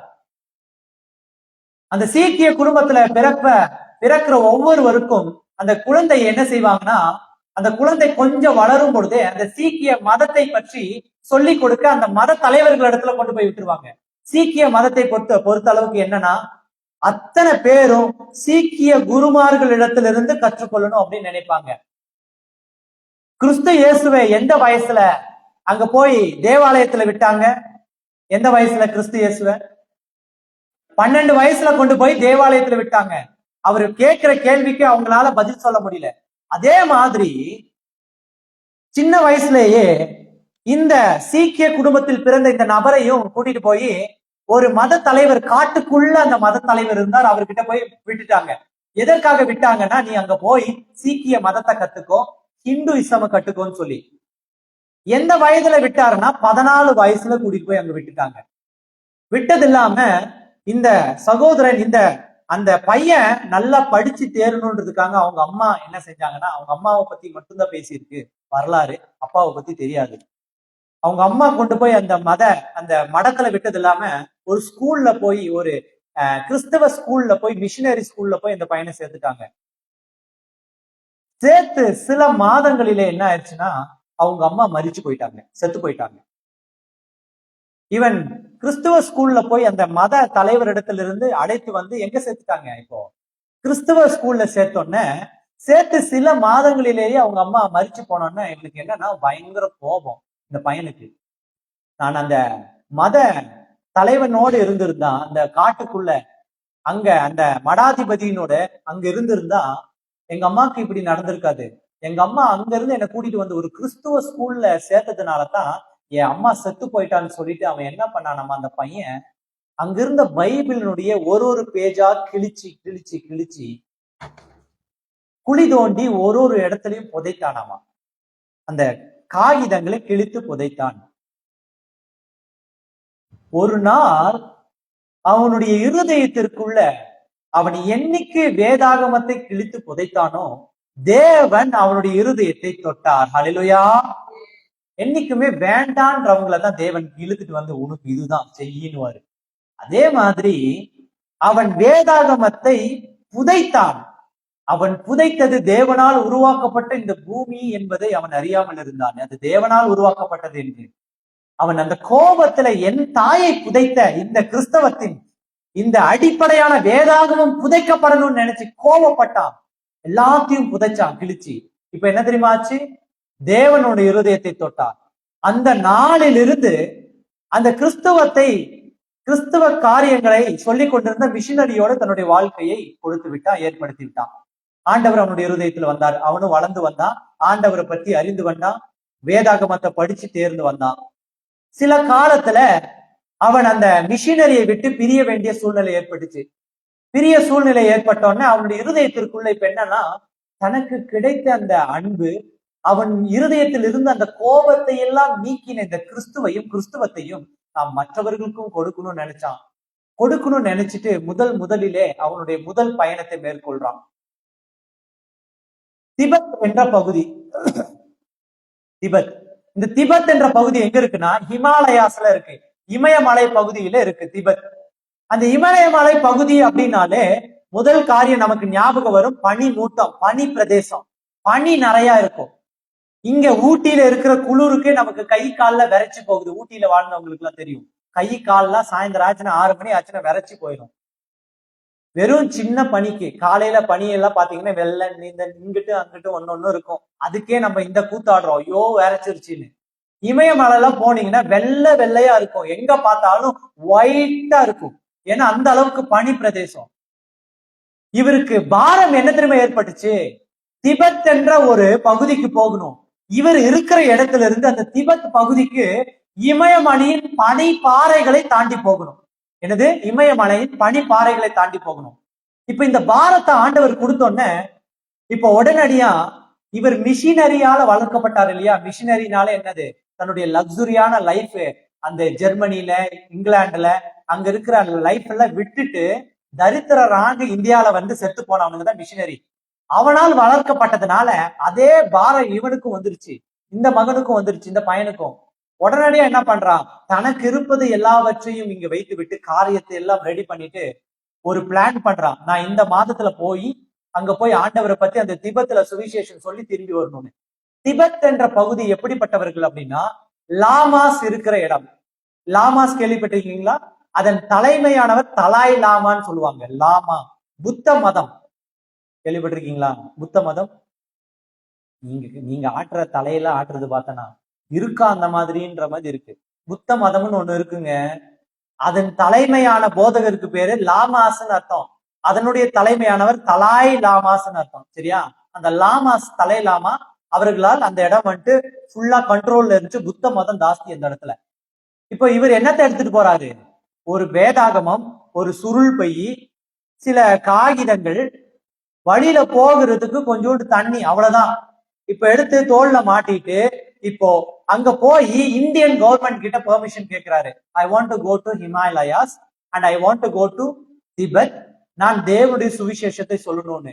அப்ப இந்தியன் கவர்மெண்ட் என்ன செஞ்சுன்னா முதல் மறுத்துருச்சு. நோ நோ, ஏன்னா நீ இன்னொரு நாட்டுக்குள்ள நீ போறனா அந்த இடத்துல இருந்து வருவதற்கு, அங்க நுழைவதற்கு உனக்கு எந்த ஒரு அதிகாரமும் கிடையாது. அதனால நாங்க பெர்மிஷன் கொடுக்க மாட்டோம்ட்டாங்க. இவரு முயற்சி பண்ணி ஒரு நாள் கிடைச்சிருச்சு. ஒரு நாள் கிடைச்சோன்னா இந்தியன் கவர்மெண்ட் பெர்மிஷன் கொடுச்சு. ஓகே, நீ போலாம். ஆனால் எங்களால் உனக்கு எந்த உதவியும் கிடைக்காது. போற இடத்துல ஒருவேளை உனக்கு மரணம் நிகழ்ந்தால் அதற்கு எங்களுக்கு சம்பந்தம் கிடையாதுன்ட்டாங்க. ஏன்னா சீக்குன்றவங்க இந்தியாவில கொஞ்சம் ஸ்டாண்டர்டான ஆளுங்க. சரியா? இப்போ அவர் மிஷினுக்கு ரெடி ஆகி இப்ப கிளம்பி போக ஆரம்பிச்சிட்டாரு. போக ஆரம்பிச்சு அந்த திபெத்துக்குள்ள நுழையிறாரு. நுழைஞ்சி அங்க போய் சுவிசேஷத்தை அறிவிக்கிறாரு. இப்போ இதே போல ஒரு சீசன்லயும் செய்து வந்தாரு. 1 வருஷம், 2 வருஷம், 3வது வருஷம். இப்போ ஒரு சீசன் செய்யும்போது அதே மாதிரி மறுபடியும் ஒரு பனிக்காலம் வருது. அந்த இடத்துக்கு கடந்து போறாரு சுவிசேஷம் சொல்ல. இந்த முறை கடந்து போகும் பொழுது கிறிஸ்துவை ஏற்றுக்கொண்ட ஒரு கூட்டம் உருவாயிருக்கு. அற்புதத்தையும் அடையாளங்களையும் ஒரு கூட்டம் பெற்றுக்கொண்டு இருக்குன்னு சொல்லி அந்த தலாய் லாமாக்கு ஒரு நியூஸ் போயிடுச்சு. நியூஸ் போனோன்னே அவர் என்ன தெரியுமா அறிவிச்சிட்டாரு? இந்த முறை அவன் வந்தானா உடனடியா அவன் பிடிச்சிட்டு டைம் பாக்குறீங்களா? டைம் முடிச்சிடற, கவலைப்படாதீங்க. அவன் என்ன தெரியுமா சொன்னாரு? இந்த முறை அந்த ஆள் வந்தாருன்னா அந்த ஆளை புடிச்சிருங்க, புடிச்சு என்னிடத்துல கூட்டிட்டு வாங்கன்னு சொல்லிட்டாரு. அதே போல இந்த முறையும் சுவிசேஷம் சொல்ல போறாரு. போன உடனே அவரை புடிச்சு கூட்டிட்டு போனாங்க. தலாய்லாமா கிட்ட கூட்டிட்டு போனோன்னே அவர் ஒன்னும் பேசல. டெட் பிட் அப்படின்னு ஒன்று இடம் இருக்கு. டெட் பிட்னா என்னன்னா ஒரு பெரிய கிணறு. அந்த கிணறுக்குள்ள இருட்டா இருக்கும். உள்ள வந்து எலி பூச்சி பாம்பு எல்லாம் இருக்கும். என்ன செய்வாங்கன்னா அவனுடைய மரணத்தை அவனுடைய கிணற்றுக்குள்ள தள்ளி விட்டு மேல சீல் பண்ணிடுவாங்க.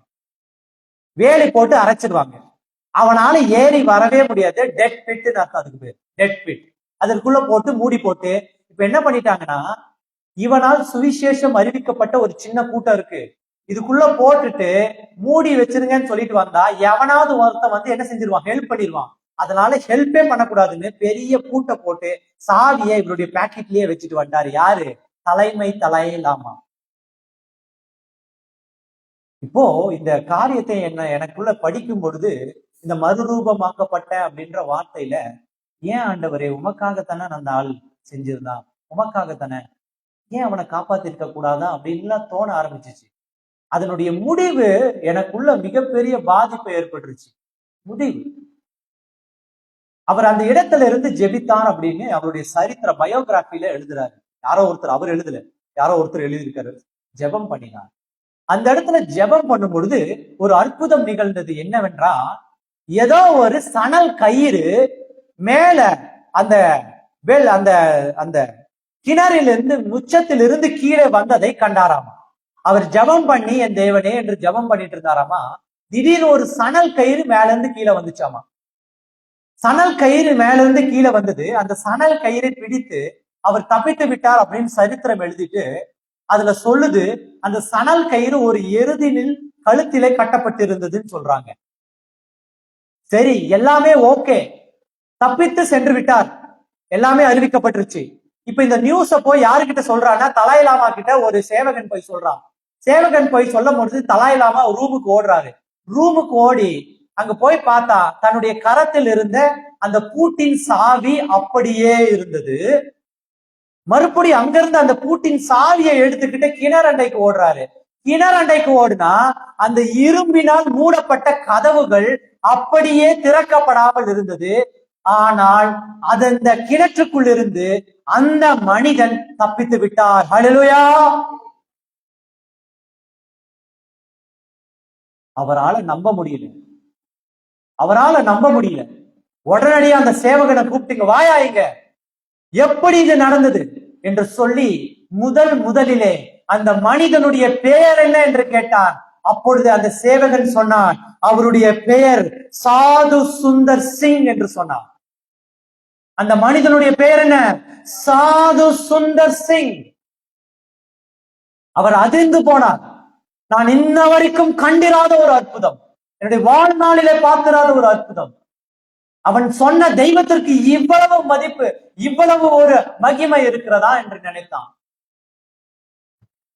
அந்த சாது சுந்தர் சிங் அங்கிருந்து தப்பித்த பிறகு சரியாக 1929 அவர் அங்கிருந்து போன பிறகு கடைசியாக திபெத்துக்கு போய் திரும்பி வரவில்லை என்று இந்தியாவின் கெஜெட்ல எழுதப்பட்டிருக்கு. அந்த முறை பெர்மிஷன் கேட்டு போனார். போய் அந்த சீசன்ல அவர் திரும்பி வரவே கிடையாது. அந்த பிட்டில இருந்து அவர் தப்பித்து விட்டார். எப்படி தப்பித்தார் தெரியாது.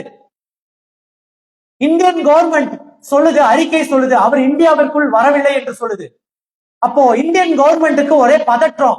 என்ன பதற்றம் என்றால், இவரால் உருவாக்கப்பட்ட மிகப்பெரிய கூட்டம் இந்தியாவில் இருக்கிறது, ஒரு மிஷினரி மூவ்மெண்ட் இருக்கிறது. இப்ப இவர்களுக்கு பதில் சொல்லணும். இவர் போனவர் உயிரோட இருக்காரா இல்லையான்னு தெரியல. அங்கிருந்து எங்கேயாவது போயிட்டாரா, திருப்பி வந்தாரா, இமயமலைக்கு வந்தாரான்னு தெரியல. அதனால் இந்தியன் கவர்மெண்டே ஒரு அறிவிப்பை கொடுத்தது. 1929 சாது சுந்தர் சிங் ஒருவேளை மரித்து போயிருக்கலாம் என்று சொன்னது. ஹல்லேலூயா! ஒருவேளை மரித்து போயிருக்கலாம். மரித்து விட்டார் என்று அவரால் சொல்ல முடியல. அவர் மரித்து போய்விட்டார் என்று இந்நாள் வரைக்கும். இன்னைக்கு என்னங்க வருஷம்? இன்னைக்கு என்ன வருஷம்? 2024. நீங்க போய் கூகுள்லயோ இல்ல இந்தியன் கவர்மெண்ட் கெஜெட்லயோ போய் பாருங்க, சாது சுந்தர் சிங் டெட் என்று இல்லை. என்னன்னு தெரியுமா போட்டிருக்கு? சாது சுந்தர் சிங் மேபி டெட் அப்படின்னு போட்டிருக்கு. மேபி டெட், ஒருவேளை இறந்திருக்கலாம் என்று சொல்லி இருக்கிறது. ஒரு மனுஷன் மறுரூபமானவன் என்பதற்கான நான் வார்த்தையை நாம் வாழுகிற காலத்துல நான் சொல்லிட்டு இருக்கேன். நான் வேதாகமத்திலிருந்து நிறைய வார்த்தைகளை காட்டி கொடுத்தேன்னா நீங்க நினைப்பீங்க அது கிறிஸ்து வாழ்ந்த காலத்துலயா, இந்த காலத்துல எங்க நடக்க போகுது? அவர் கிறிஸ்து வாழ்ந்த காலத்துல எங்கேயோ எருசலேம்ல நடந்துச்சியா, இப்ப எங்க நடக்க போகுது? வேதாகமத்துல மத்தேயு எழுதின சுவிசேஷ புஸ்தகம் 17:1-3, மார்க்கு எழுதின சுவிசேஷ புஸ்தகம் 1-9 வரைக்கும் அங்க ஒரு சின்ன காரியம் சொல்லப்படுது. என்ன தெரியுமா? கிறிஸ்து இயேசு மலை மீத போறாரு. அங்க போய் 2 இறந்து போனவர்களை சந்திக்கிறாரு. யார் அந்த இறந்து போனவர்கள் என்றால் எலியாவும் மோசையும். மோசையும் எலியாவும் இறந்து போனவர்களா இல்லையா? மோசே இறந்து விட்டார், எடுத்துக்கொள்ளப்பட்டார். எலியாவும் எடுத்துக்கொள்ளப்பட்டவர். மோசையை மரித்து தேவனை அடக்கம் செய்தார். எலியாவை தேவன் என்ன செஞ்சாரு? அக்னிமயமான ரதத்துல பரலோகத்துக்கு கூட்டி சென்று விட்டார். 2 பேருமே இன்விசிபிளான மனுஷங்க. அப்ப அவங்களுக்கு சரீரம் இருக்குமா? இருக்காது. ஆனா கிறிஸ்து இயேசு மணல் மீது போனாராமா. பேதுருவோடும் யாக்கோபோடும் யோவானோடும் போய் நின்றுட்டு இருக்காரு. நின்று கொண்டு இருக்கும் பொழுது சரீரத்தோடு போன கிறிஸ்து இயேசுவினுடைய சரீரம் திடீர்னு என்று காணாமல் போய்விட்டதாமா. நல்ல கவனமா கேக்குறீங்களா? சரீரத்தோட போன கிறிஸ்து இயேசுவினுடைய சரீரம் காணாம போயிடுச்சு. இந்த இடத்துல தேவ ஆவியானவர் இருக்கார். உங்களால பார்க்க முடியுதா? நீங்க பாத்தீங்கன்னா அவங்களுடைய கவனம் சிதறாது. ஆண்டவர் இந்த இடத்துல நின்றுட்டு இருந்தாருன்ற பயம் இருந்துச்சுன்னா உங்க கவனம் சிதறும்னு நினைக்கிறீங்க? சிதறுமா? அவர் பட்டயத்தோடு நின்று கொண்டிருப்பார். சிதறுமா? தாவீது பாவம் செய்தான். அந்த தேசத்தை கணக்கெடுக்க, அந்த மத கணக்கெடுக்க, வகுப்பு வாரிய கணக்கெடுக்க உத்தரவிட்டுட்டான்.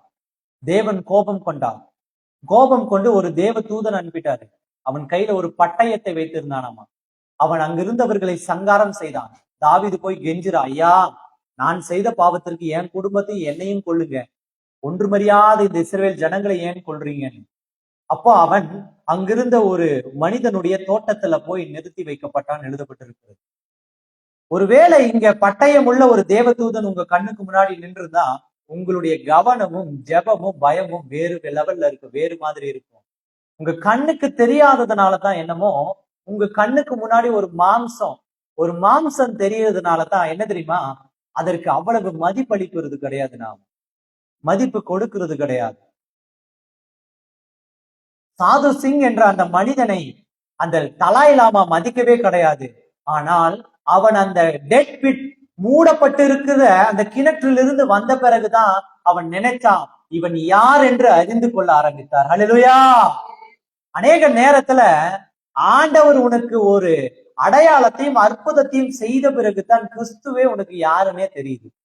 ஆண்டவருடைய மகிமையை யாருன்னு தெரியுது. அது வரைக்கும் உனக்கு தெரியுறது கிடையாது. அது வரைக்கும் அப்ப அவருடைய மகத்துவத்தை நீ அறிந்து கொள்ள விரும்புறது கிடையாது.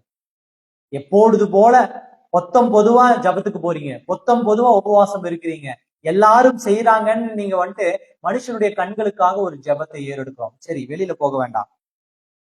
இந்த மத்தேயு இந்த 2 சுவிசேஷ புஸ்தகத்திலையும் கிறிஸ்து இயேசு அவ்வளவு நேரம் நடந்து போனார், சுவாசித்தார், உணவுண்டார், குடித்தார், எல்லாம் செஞ்சாரு. அழுதார், சிரித்தார். கொஞ்ச நேரத்த மலையின் மீது ஒருவர் நின்று கொண்டிருந்தார். பேதுருடைய கண்களுக்கு 3 பேர் போல தெரிஞ்சிச்சு.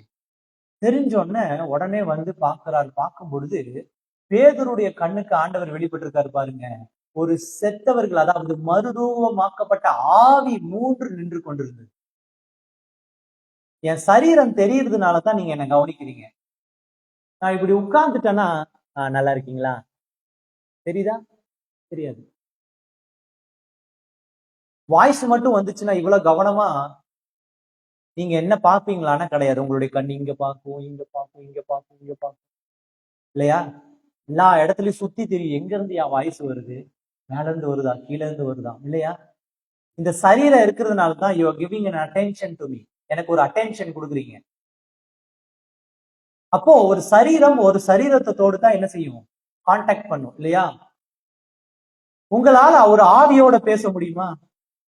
நம்ம ஊர்ல பேசுறாங்களே, நீங்க கூட போய் கேட்டிருக்கீங்களே சில நேரத்துல, நீங்க எங்க செத்த அம்மா கிட்ட பேசி அவங்களுக்கு கடைசி ஆசை என்னன்னு சொல்லுங்க.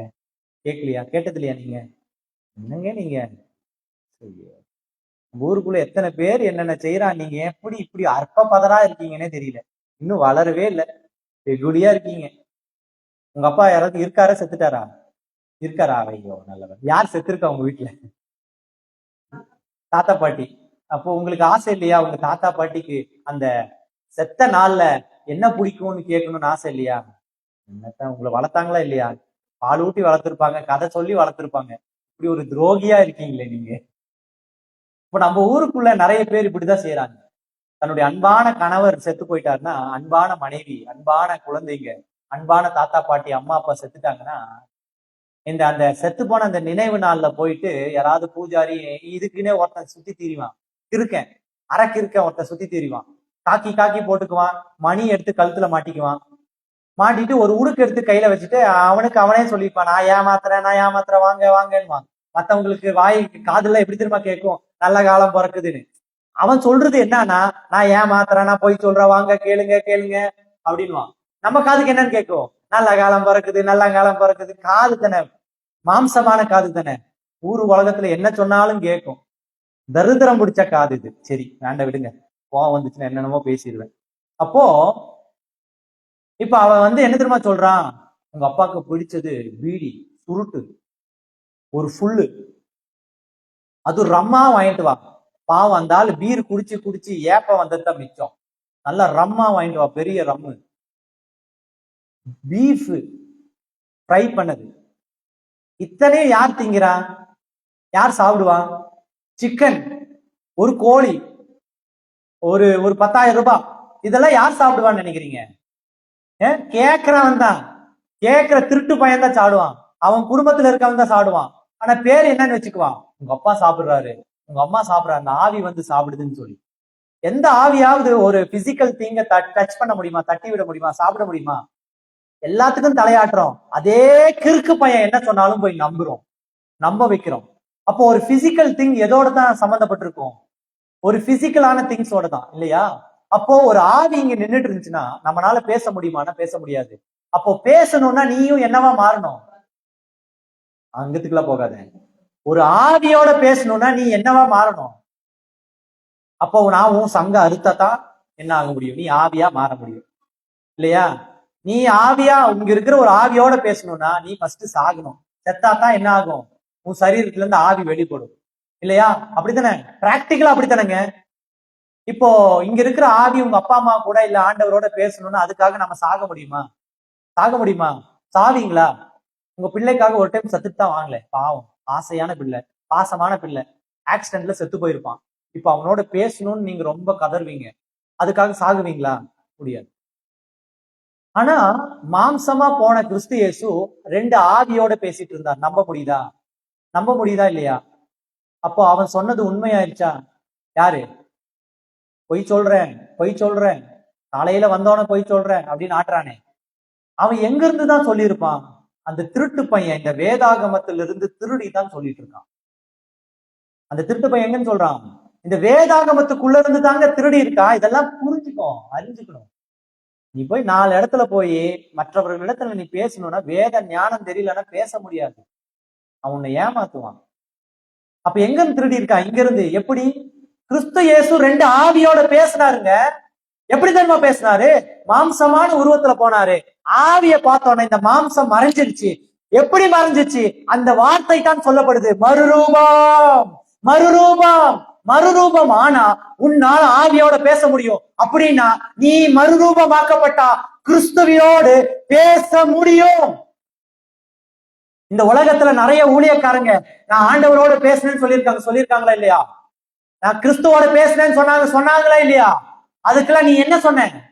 நீ என்னன்னு சொன்ன? கிறுக்கு பைய, லூசு, மென்டல். எப்படி சொல்றான் பாரு.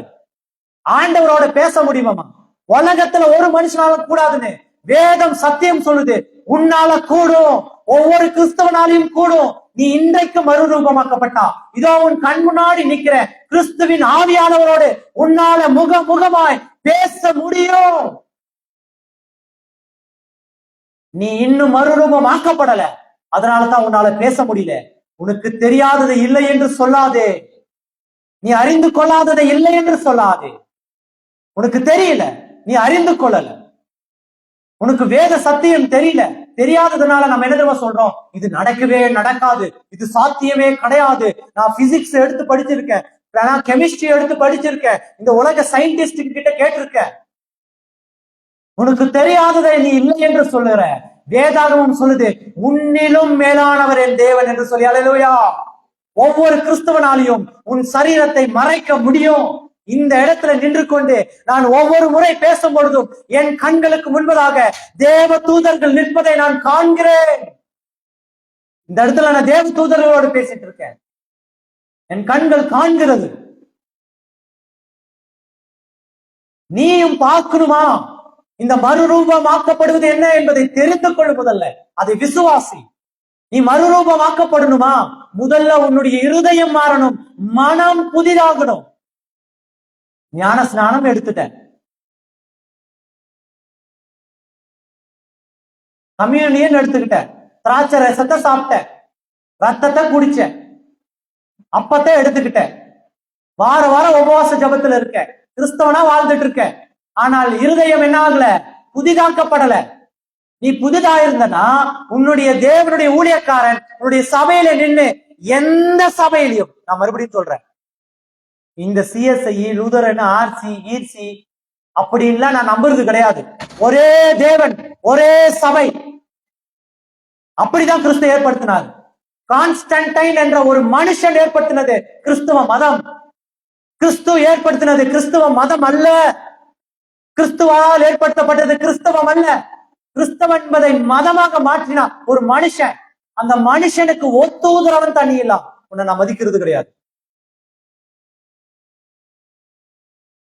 ஆர்சி, லுதரன், அது இது ஆச்சா போச்சா 500 1000 டினாமினேஷன் இந்த உலகத்துல ஐ டோன்ட் ரெஸ்பெக்ட் அப்படின்னு 19 நீ சொல்லிருவியா அப்படின்னு கேக்குறீங்க. ஆமா, பொதுவாக சொல்றேன்.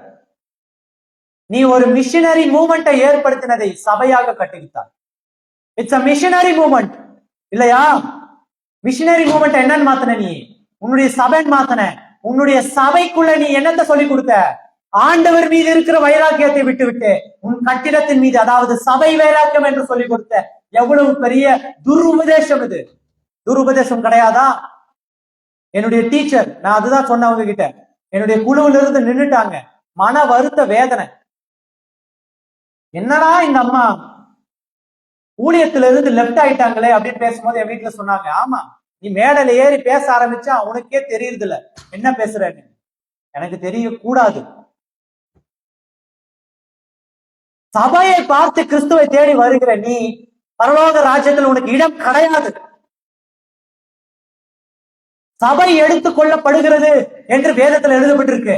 எனக்கு கேள்வி என்னன்னா, ஒவ்வொரு கிறிஸ்தவன் இடத்திலும், ஒவ்வொரு மெய்ப்பன் இடத்திலும், ஒவ்வொரு அங்கி போட்ட தொப்பி வச்சிருக்கிற, தொப்பி போடாத கயிறு கட்டி இருக்கிற, கலர் கலரா அங்கி போட்டு இருக்கிற பாஸ்டர் இடத்துல, பெண்டிகாஸ்ல, சிபிஎம் எல்லார் இடத்துல கேட்கிற ஒரே ஒரு காரியம் என்ன? இதுதான் கேட்க விரும்புற. எந்த சபைன்னு சொல்லு நீ? சிபிஎம்மா, ஆர்சியா, எதுன்னு முடிவு பண்ணிட்டு வந்து சொல்லுங்கயா, நான் அங்க வந்து ஜாயின் பண்ணிக்கிறேன்.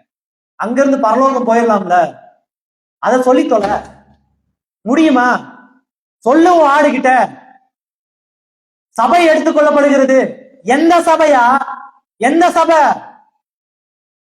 இந்தியாவுல எத்தனை டினாமினேஷன் இருக்கு தெரியுமா? தெரியுமா தெரியாதா?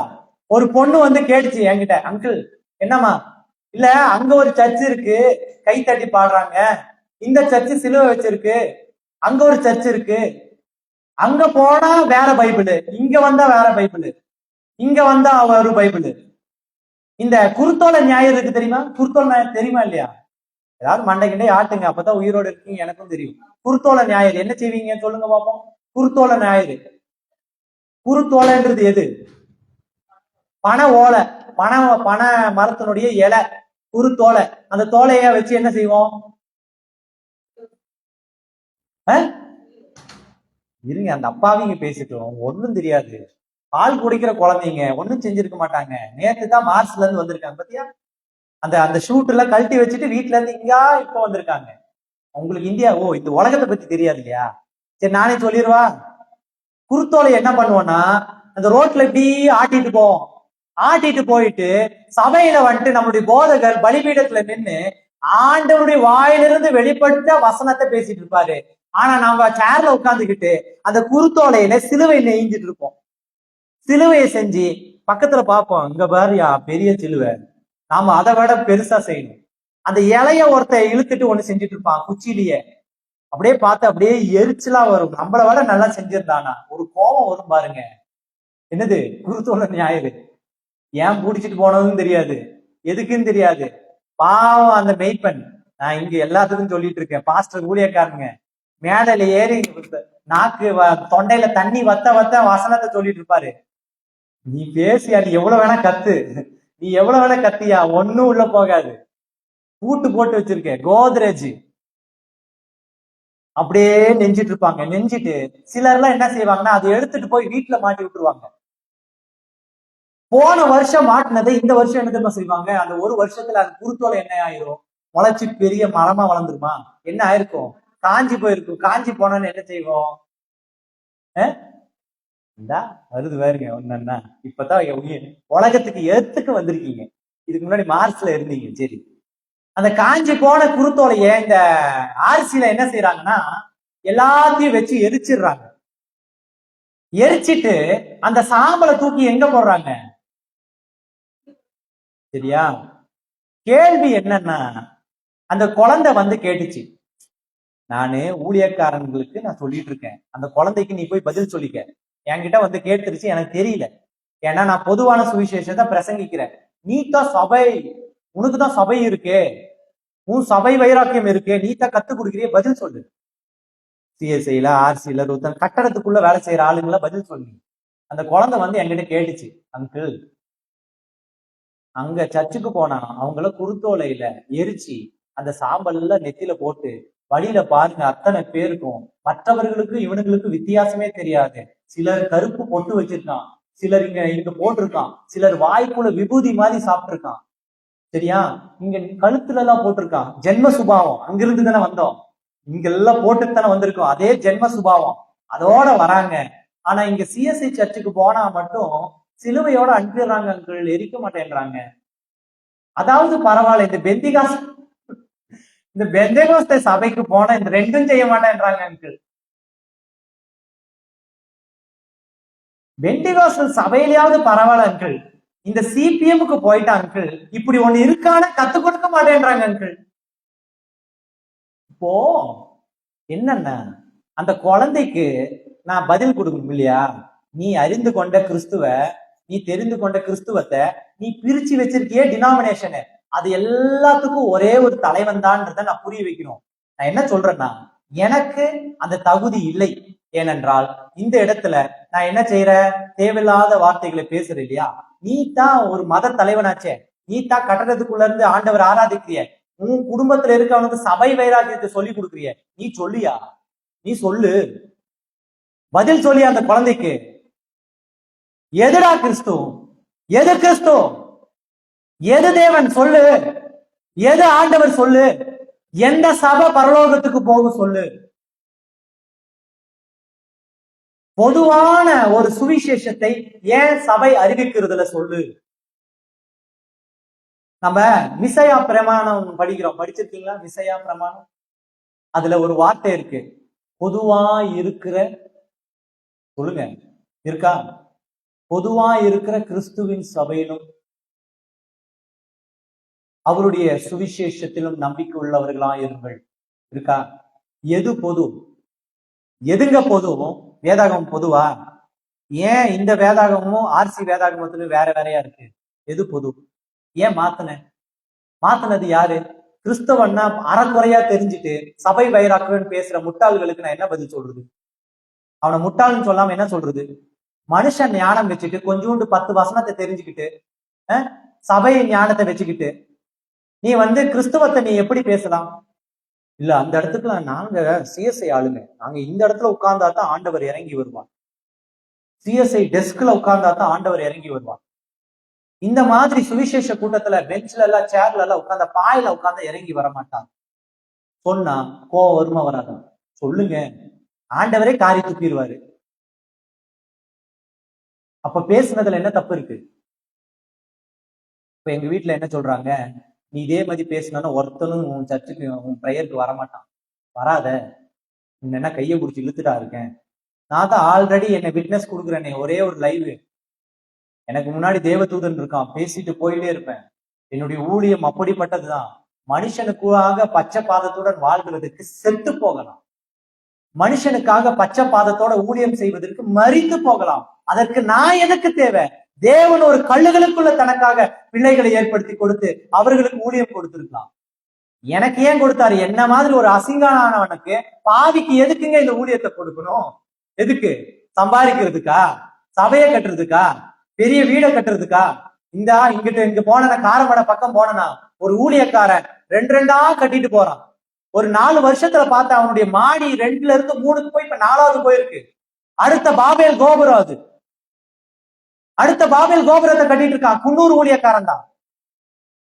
நான் கேட்கிற கேள்வி ஒன்னே ஒண்ணுதான், உன் வீட்டுக்கு வேலைக்காரனா வரானே, அவனுடைய வீட்டுல அவனுடைய பிள்ளைக்கு ஃபீஸ் கட்டலையாமா? உன் வீட்டுக்கு வேலைக்காரனா வரால, அந்த வீட்டுல வேலை செய்யற வேலைக்காரருடைய பையனுக்கு ஃபீஸ் கட்டல, உனக்கு தெரியாதா? எவன் அப்பனுக்காக நீ வீட்டு மேல வீடு, வீடு மேல வீடு கட்டிட்டு இருக்க? ஏன் ஆண்டவரை பாத்திரலான்னு முடிவு பண்ணிட்டியா? 65 வயசுக்கு மேல இருக்கு, 60 வயசுக்கு மேல இருக்கும், தாம் பிள்ளைய தேசத்தின் 4 புறத்திலையும் அனுப்பிவிட்டு சம்பாதிச்சு ஒரே இடத்துல கூடி வருது பணம். அங்கிருந்து ஆஸ்திரேலியால இருந்து வருது, அமெரிக்கால இருந்து வருது, எல்லாம் டாலர்ல சேருது. இவ்வளவு பணத்தை வச்சு என்ன செய்யறதுன்னு தெரியாம கிறுக்க என்ன தெரியுமா செய்யறான்? வீடு மேல வீடு கட்டுறான். உன் பாஷையை தேவன் தாறுமாறாக்கி போடுவாரா இல்லையான்னு பாரு. உன் பாஷைகளை தேவன் தாறுமாறாக்கி போடுவாரா இல்லையான்னு பாரு. அப்ப இப்படிப்பட்டவர்கள் மத்தியில நீ யாரா இருக்கணும்? மறுரூபமாக்கப்பட்டவனா இருக்கணும். உன் சபையில இருக்கிற ஊழியக்காரன் பரிசுத்தமாக இருப்பான், உனக்கு எப்படி தெரியும்? ஆனா நீ பரிசுத்தவதியாய் வாழ். வேதம் சொல்லுகிறது, இதோ ஆசாரியனுடைய வாயிலிருந்து வெளிப்படுகிற வார்த்தைகளை கேளு, ஆனால் அவனுடைய வழியில் நடாதே, அவனுடைய வழியில போகாதேன்னு சொல்லி இருக்கு. உன்னை யாரையா என் லைஃப பார்க்க சொன்னா? நிறைய பேர் பேசுறாங்க, உன் குடும்பத்துல அப்படியாமா, உன் குடும்பத்துல இப்படியாமா, உன் மனைவி அப்படியாமா, உன் அம்மா அப்படியாமா, உன் தம்பி அப்படியாமா, நீ அங்க படுத்தியாமா, இங்க ஏஞ்சாமா. வேதம் தெரியாதா யாருக்கும்? வேதம் தெரியுமா தெரியாதா? அப்ப அவங்க என்ன செய்யறாங்க? வேதம் தெளிவா சொல்லுது, அவனுடைய வார்த்தை தேவனுடையது, அவன் வாயிலிருந்து வெளிப்படும். அவன் பாவியாத்தான் இருப்பா. பரிசுத்தபதி யாராவது இந்த உலகத்துல இந்த ஊழியம் செய்வதற்காக தெரிந்து கொள்ளப்பட்டவர்கள் யாராவது இருக்காங்க? சொல்லுங்க பாப்போம், சொல்லுங்க, தயவு செஞ்சு சொல்லுங்க. அவன் பாதத்தை பூஜை பண்ணிட்டு வந்துடுறேன், நான் கழுவி குடிச்சிட்டு வந்துடுறேன். ஏதாவது ஒரு ஊழியக்கார ஊருக்குள்ள போய் நின்னோன்னு கூட்டம் கூடுதுல, போய் நின்னோன்னு கூட்டம் கூடுதா இல்லையா? அவன் முகரைய பார்த்தான கூட்டம் கூடுதா இல்லையா? அவன் பரிசுத்தவான் என்றால் நான் இப்பவுமே போய் அவனுடைய காலை கழுவி குடிச்சிட்டு வரேன்.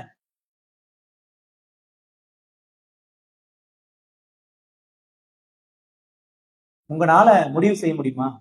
அவனே பரிசுத்தவான்னு சொன்னானே அவனுக்கே கில்ட்டி ஃபீலிங் வந்துடும். தயவு செஞ்சு போங்க, நானே ஊரை ஏமாத்தி பொழைச்சிட்டு இருக்கேன், என்கிட்ட வந்து ஏதாவது சொல்லிட்டு இருக்காதீங்க. நான் எப்படியாவது ஊரை ஏமாத்தி பொழைக்கணும். ஆண்டவருடைய வார்த்தை யாருக்குள்ள இருந்தா வெளிப்படும்? பாவியினுடைய சரீரத்துல இருந்து தாங்க வெளிப்படும். ஆனா அந்த வார்த்தை பாவம் கிடையாது, வார்த்தை பரிசுத்தமானது. அதை வெளிப்படுத்துகிற உதடுகள் தான் என்னவா? பரஸ்திரியின் உதடா கூட இருக்கலாம், பாவியின் உதடுகளா இருக்கலாம், பொய் சொன்ன உதடுகளா இருக்கலாம். ஏன் நானே பொய் சொன்னேன், நேற்று தினத்துல பொய் சொன்னேன். அதை சொல்லுவதற்கு என்ன வெட்கப்படணுமா? நான் வெட்கப்படணுமா? பாவத்தை மறைக்கிறவன் வாழ்வடைவதில்லை, அதை விட்டு விட்டு அறிக்கை செய்கிறவரே இரக்கத்தை பெற்றுக் கொள்வான். நானே பொய் சொன்னேன், நான் பாவிதான். ஆனால் தேவனுக்கு தேவைப்படுறது என்னது?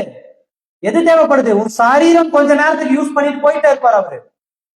பாவியினுடைய சரீரம் தான் தேவைப்படுது. அப்படி இருக்கும் பொழுது நீ எதை கவனிக்கணும்னா, வாயிலிருந்து வெளிப்படக்கூடிய வார்த்தைகளை. அப்படிதான் சொல்லுது, தேவ ஊழியனுடைய வாயில எதை எதிர்பார்ப்பாங்களாமா? தேவனுடைய வசனத்தை எதிர்பார்ப்பார்கள். என் வாயில நீ வசனத்தை மாத்திரம் தான் எதிர்பார்க்கணும். என் வாழ்க்கைக்குள்ள எட்டி பார்த்துக்கிட்டு என்ன அந்த இடத்துல நின்றுட்டு இருக்கேன்னு பார்க்க வேண்டிய அவசியம் உனக்கு கிடையாது. ஏன்னா நீயும் ஒரு நாள் அங்கதான் நின்றுட்டு இருந்த, நீ அங்கதானே நின்று இருந்த. நீ என்ன மூணுல வாழ்ந்து நான் என்ன உலகத்துல வாழ்றேன்னா? ஏன் இந்த இடத்துல விபச்சாரம் இல்லையா? வேசித்தனம் இல்லையா? உன் வீட்டு பக்கத்துல உன் வீட்டுக்குள்ள இல்லையா? பொய் இல்லையா? பித்தலாட்டம் இல்லையா?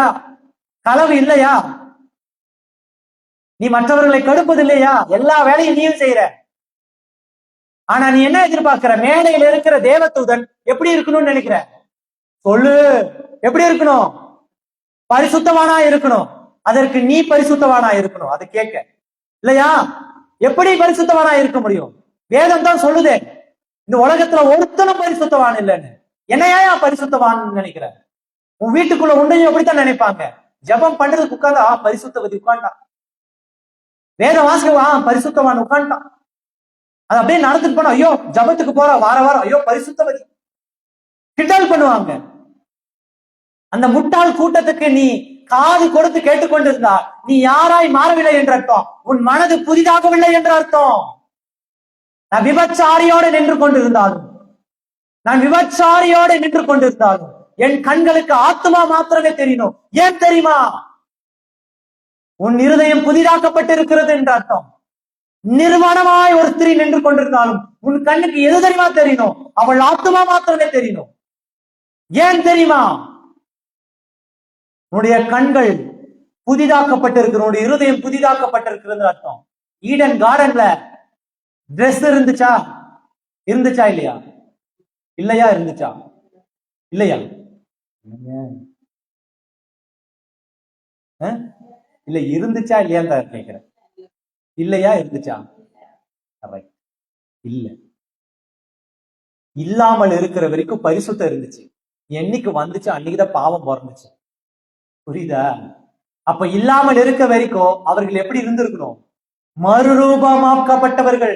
நம்முடைய மூதாதையர் ஆதாமும் ஏவாளும் இந்த உலகத்துல மறுரூபமாக்கப்பட்டவர்களா இருந்தாங்க. மாம்சம் அப்ப இல்லையா? மண்ணிலிருந்து படைக்கப்பட்டதுன்னு சொல்றாரே, மாம்சம் இருந்துச்சியா? ஆனா அது மறுரூபமா இருந்துச்சியா? அப்படின்னு என்ன அர்த்தம்? ஆண்டவர் தெரிஞ்சுக்க, உனக்கே ஆண்டவர் கத்துக் கொடுப்பாரு. ஹல்லேலூயா! நீ என்கிட்ட வந்து கேட்காத, நீ என்கிட்ட கேட்காத, கேள்வி கேட்பான்.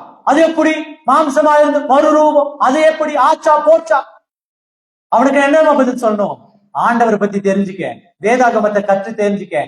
தேவன் உனக்கும் அந்த மறுரூபம் என்ற அனுபவத்தை கொடுப்பாரு. ஹல்லேலூயா. இது ஒரு அனுபவம் யா, இது ஒரு அனுபவம். அது நான் சொல்லி உனக்கு தெரியக்கூடாது. எப்படி தெரியணும்? நீயே அனுபவிக்கணும், உனக்கே தெரிய வரணும் மறுரூபம் என்றால் என்னவென்று. அப்ப இங்க வந்திருக்கீங்க, ஒவ்வொருவருக்கும் ஒரு வாழ்க்கை இருக்கு, ஒரு மாம்சமான வாழ்க்கை இருக்கு. ஆனால் ஒவ்வொருவரும் பாடுபடுவது இந்த உபவாசத்துல எதற்காக வந்திருக்கிறோம் என்றால், மறுரூபம் ஆக்கிருங்க ஆண்டவரே.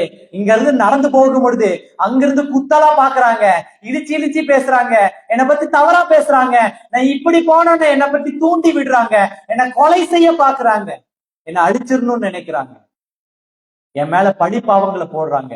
இதோ இப்படிப்பட்ட துஷ்ட காரியங்களிலிருந்து என்னை மறுரூபமாக்கும் ஆண்டவரே என்று சொல்லி நீ கேளு. இன்றைக்கு நீ கேட்கணும், இன்னைக்கு மறுரூபமாக்கும் ஆண்டவரே. நான் இருக்கிற இடத்துல நான் மறுரூபமாக்கப்பட்ட மனுஷன். அப்ப மறுரூபம் ஆவது என்றால் என்ன? மனம் புதிதாவதினாலே தான் நீ என்னவாவாய்? மறுரூபமாகணும். அப்பனுடைய இருதயத்தில் இருக்கிற எல்லாவற்றையும் இந்த இடத்துல எடுத்து போட்டு எப்படிப்பட்டவளாய் நீ செல்லணும், எப்படிப்பட்டவளாய் நீ போகணும்? மறுரூபமாக்கப்பட்டவளாய் போகணும். படிப்பறிவில்லை என்று கவலைப்படாத நீ. பேதுரு படிப்பறிவில்லாதவன், படித்தவன் என்று மேன்மை கொள்ளாத நீ. பவுல் அதிகம் படித்தவன். நாம் மறுரூபமாக்கப்படும். இன்றைக்கு கடைசியாக ஒரு வசனத்தை வாசித்து நான் ஜெபிக்க போறேன். ரோமர் 5ஆம் அதிகாரம் 5வது வசனம் எடுத்தவர்கள் சீக்கிரம் வாசிக்கலாம். 5:5.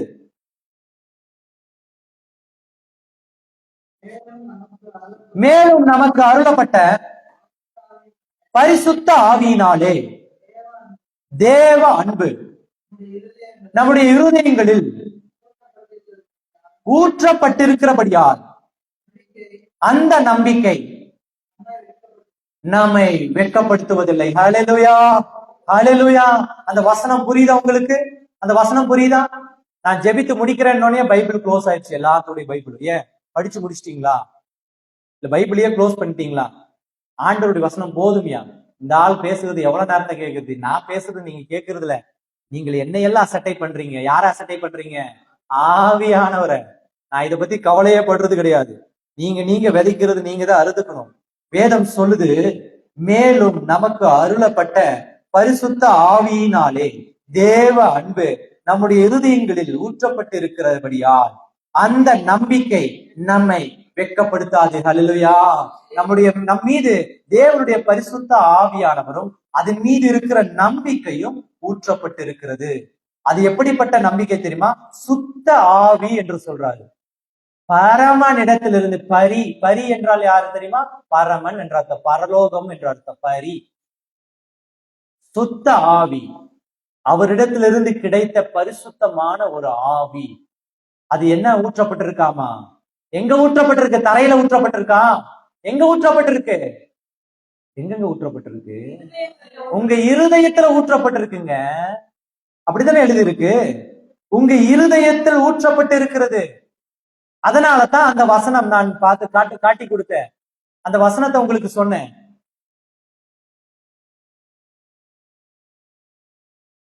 தேவன் உங்களுடைய இருதயத்திற்குள் இருந்து மறுரூபம் ஆக்குதலின் பரிசுத்தத்தை வெளிப்படுத்துகிறார். இப்போ இன்னைக்கு உங்களுடைய இருதயத்தை புதிதாக்கி கடந்து போங்க. சொன்ன செய்தி, அதன் சாராம்சம், அதனுடைய நன்மைகள் ஏராளம். எப்பொழுது தெரியுமா? அதை நாம் பயன்படுத்தும் பொழுது. அதை நாம் கேட்டுவிட்டு இங்கேயே வைத்து செல்வதனால அதன் உங்களுக்கும் பிரயோஜனம் கிடையாது, மற்றவர்களுக்கும் கிடையாது. எடுத்து செல்பவர்களுடைய அடையாளம் சிலதெல்லாம் இருக்கு. சொல்லட்டுமா? யாரெல்லாம் இங்க வந்து வேத வசனத்தை கேட்டாங்க, தெளிவா அண்டர்ஸ்டாண்ட் பண்ணிக்கிட்டாங்கன்றது என்னால ஈஸியா கண்டுபிடிக்க முடியும். யாருன்னு சொல்லுங்க பார்ப்போம். நீங்களே சொல்லுங்களேன், யாரா இருக்கும்? எப்படி பாஸ்டர் ஈஸியா கண்டுபிடிக்கிறீங்க அப்படின்னா, ஒண்ணும் இல்ல, இங்க இருந்து வந்து யார் ஒருவர் தேவனுடைய சத்தியத்தை கேட்டாலும் அடுத்த வாரம் கரெக்டா தேவனுடைய ஜெபத்துக்கு பங்கு பெறுவாங்க. ஹல்லேலூயா. ஒண்ணு. ரெண்டாவது காரியம், அந்த வசனத்திற்காக, அந்த வசனத்தின் சத்தியத்திற்காக, அந்த ஊழியத்திற்காக அவர்களுடைய பங்கு பிரதானமானதா இருக்கும். ஹல்லேலூயா. அந்த ஊழியத்துல தங்களுடைய பங்கை விதைத்து விடுவாங்க. மூணாவது காரியம், தாங்கள் கேட்டவைகளை தாங்கள் மாத்திரமே வைத்துக் கொள்ளுகிற சுயநல வியாதியா இருக்க மாட்டாங்க, சுயநலம் உடையவர்களா இருக்க மாட்டாங்க. அவர்கள் எப்படிப்பட்டவர்களா இருப்பாங்க தெரியுமா? நான் கேட்டுக்கொண்டேன், எனக்கு ஆசீர்வாதமா இருந்துச்சு, மன நிறைவா இருந்துச்சு, அதனால நாளைய அடுத்த ஜெபத்துல வரும் பொழுது உங்களுக்கு அருகாமையில் இருக்கிற ஏதாவது ஒரு இருக்கையை நாம் ஒருவரை கொண்டாவது நிரப்ப வேண்டும் என்ற மனநிலை உடையவர்களா இருப்பாங்க. ஹல்லேலூயா. நான்காவது காரியம், அவர்கள் எல்லா சூழ்நிலையிலும் தேவனுடைய சபையின் ஐக்கியத்தை மற்றவர்களிடத்துல தவறு, அதாவது புரணி பேசுகிறவர்களாக இருக்க மாட்டாங்க. ஹல்லேலூயா. ஐந்தாவது காரியம், இந்த எல்லாவற்றையும் தேவன் தான் தந்தார், ஊழியன் அல்ல. தேவ ஆவியானவர் தான் தந்தார், கட்டிடம் அல்ல என்று அவர்கள் தேவனுடைய சுவிசேஷத்தை உண்மையாய் தங்களுடைய இருதயத்தில் ஏற்றுக்கொள்வார்கள். ஹல்லேலூயா. இந்த 5 காரியம், இந்த 5 காரியம் உடையவர்கள் தான் என்ன தெரியுமா? தேவனுடைய அந்த பரலோக ராஜ்யத்தின் சாவியை உடையவர்களா இருப்பாங்க. இந்த சாவியை உடையவர்கள் தான் பரலோக வாசலுக்குள்ள நுழைய தகுதியானவர்களா இருப்பாங்க. ஆமென். யாவரும் எழுந்து நின்று ஜெபிக்கலாம். தேவ ஊழியர் நம்மோடு வந்திருக்கிற பாஸ்டர் அவர்கள் முடிவு ஜெபத்தை ஏறெடுப்பார்கள். ஆசீர்வாதத்தை கூறி நாம் யாவரும் இந்த ஜெபத்தை நிறைவு செய்ய போறோம். எல்லாரும் எழுந்து நின்று இந்த நாளின் சுவிசேஷத்திற்கு என்னை தகுதியாய் மாற்றுங்க என்று சொல்லி நம்மை ஒப்புக் கொடுக்கலாமா? ஆமென்.